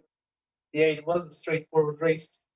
To be honest, the most difficult part was the start. So Rudy got a better start than me, but I had the inside, so I got the position, and then it was just driving and to bring it home. How are you relieved to finally get a win? Because you've always been at the front. You were one of the favorites in the first race of the series, 5 weeks ago, but finally you've won. Yeah, it's always nice to get the win. Better later than never, I guess. Okay, well, congratulations, Erhan. Well done. So Erhan Yayovski there then at the top of the championship after that victory, and the top sim racer in the series gets a test in a Formula One simulator. Maybe it would be Williams. I don't know, but it is a great prize for these sim racers. The top pro driver gets $30,000 to give to their favorite charity. We've already had Jenson Button donate $10,000 to a domestic abuse charity already today after he won in the Legends race. So Yayovsky takes the win. Dennis Lin, though, Jolien, I know I called him out at the start, but I think I was still right in that he's one of the front runners. I didn't get it right in the end because he wasn't the top, but you can see why I picked him, right? Let me check the results. Dennis Lin. No, don't see him there. In fact, Philippang also should have been there, and Stoffel. It's a shame they came together because they would have been 1-2, and it would have hammered that one home quite nicely. But yeah, Lin did a great job. He was super quick. Next week, it's a new debate, but he's going to be maybe my favourite for a pro driver after that display. Okay, to win, don't forget there's a competition going on where to win one of these state-of-the-art 3D rocket phones. Look at that. It's crazy. All you have to do is go to rocketphones.com/UK and answer the simple question on there. There's full terms and conditions on there as well, and you can win a rocket phone. So head to there if you want one. And thanks to Rocket Phones and for fully charging this racing this weekend. So we have seen some great Legends racing, some great sim racing, some great pro driver racing, and we'll be doing it all again next week. And I think it's so interesting now that we've got this championship points scenario, at which Yayovsky is now at the top. Well, welcome back to the Race All-Star Series, fully charged by Rocket Phones. We've Erhan Yayovsky won the race. He was pretty happy with that. Our top professional racing driver in that race was Gabby Chavez, who won the Jones Soda Last Chance qualifier, then was the top pro driver in the final. Gabby, congratulations. That was a very busy race for you, that. Thanks. Yeah, it was certainly very hectic. I think I got a great start. I went from 11th to 5th on the first lap. Just stayed out of trouble. I didn't really have the pace of I think two of the other pros that were running ahead of me. I was running 7th most of the race. I think they got together and I just kind of sneaked on by. And then I just kind of held my position there, held off Stoffel there at the end. So it was pretty good. Pretty happy about that. And that obviously gives you good championship points. It's fun now, isn't it, that this turns into a series over the next 3 weeks? It must make a difference to you as a racing driver rather than just sort of one-off events. Yeah, that's what we do, right? I mean, we compete to win championships and races. So the fact that there's I guess stuff on the line now, and you got points, and you got to try to be consistent and do the best you can at every event. Really kind of gives it that competitive feel that we've been missing, in this strange year so far. Okay, great. Well, congratulations, Gabby. See you next week. Thank you.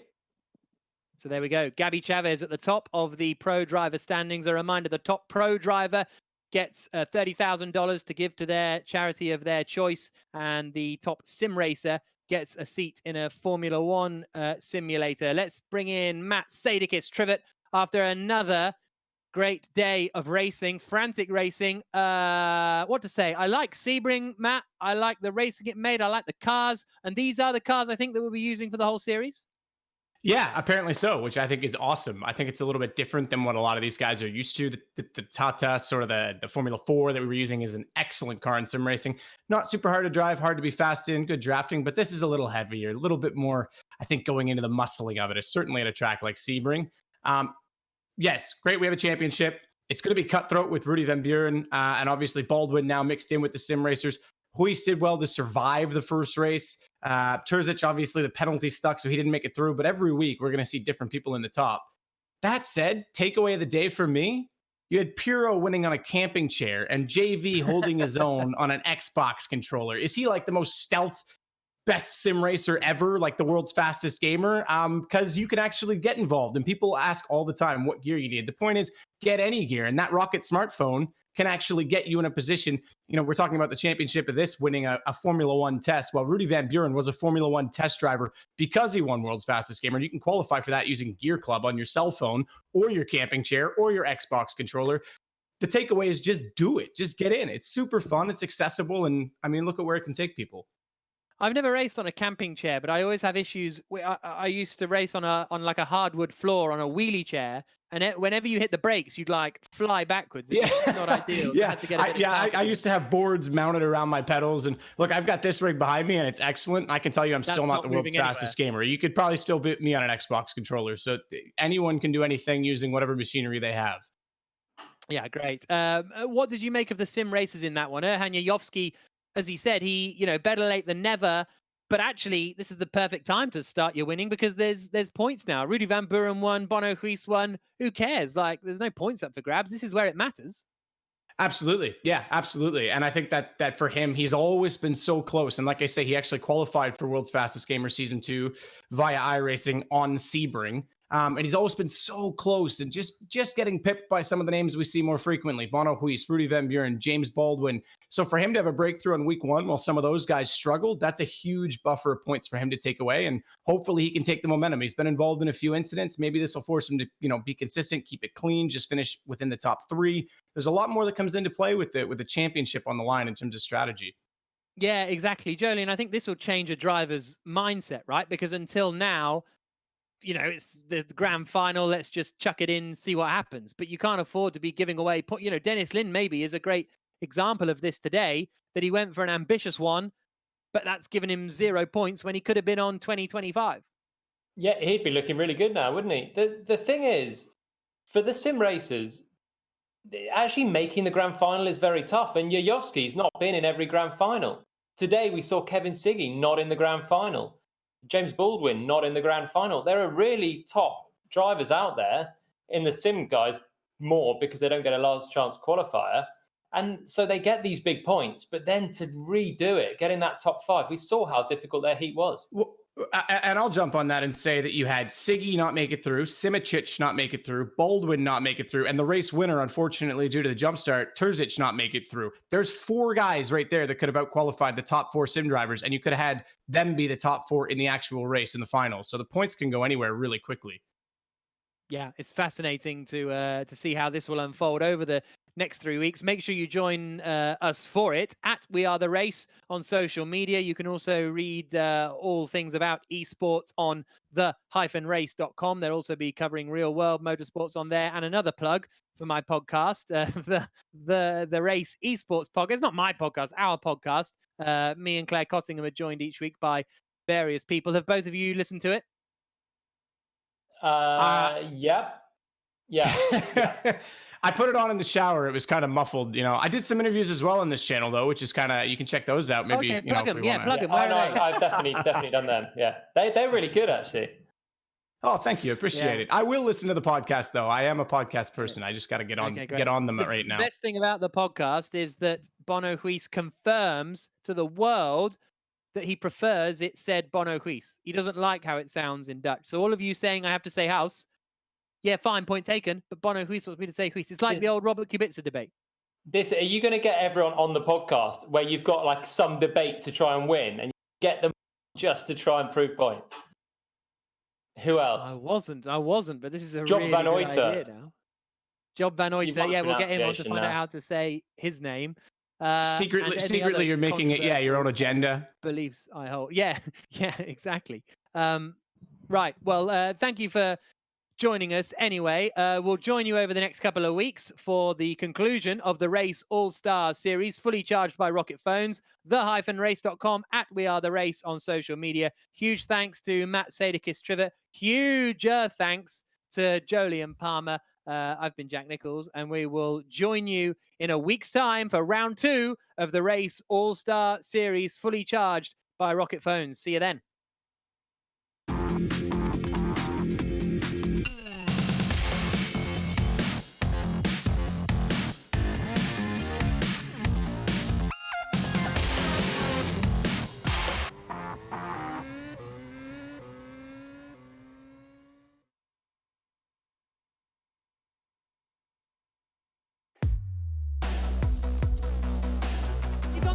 The race leader, and Rudy Van Buren leads the way. Oh, they're going to overlap. Massive contact.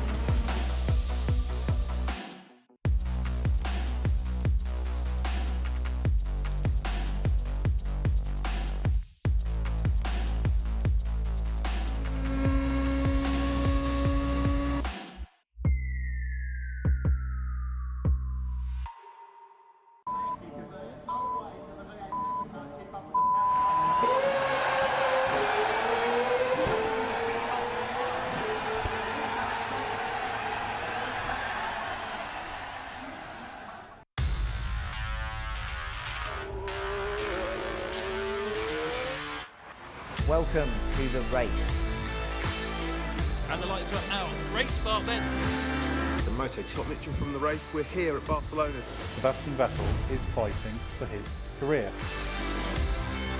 There has to be a title assault, and anything less will be a failure. Oh, and a spin! He lost the GoPro.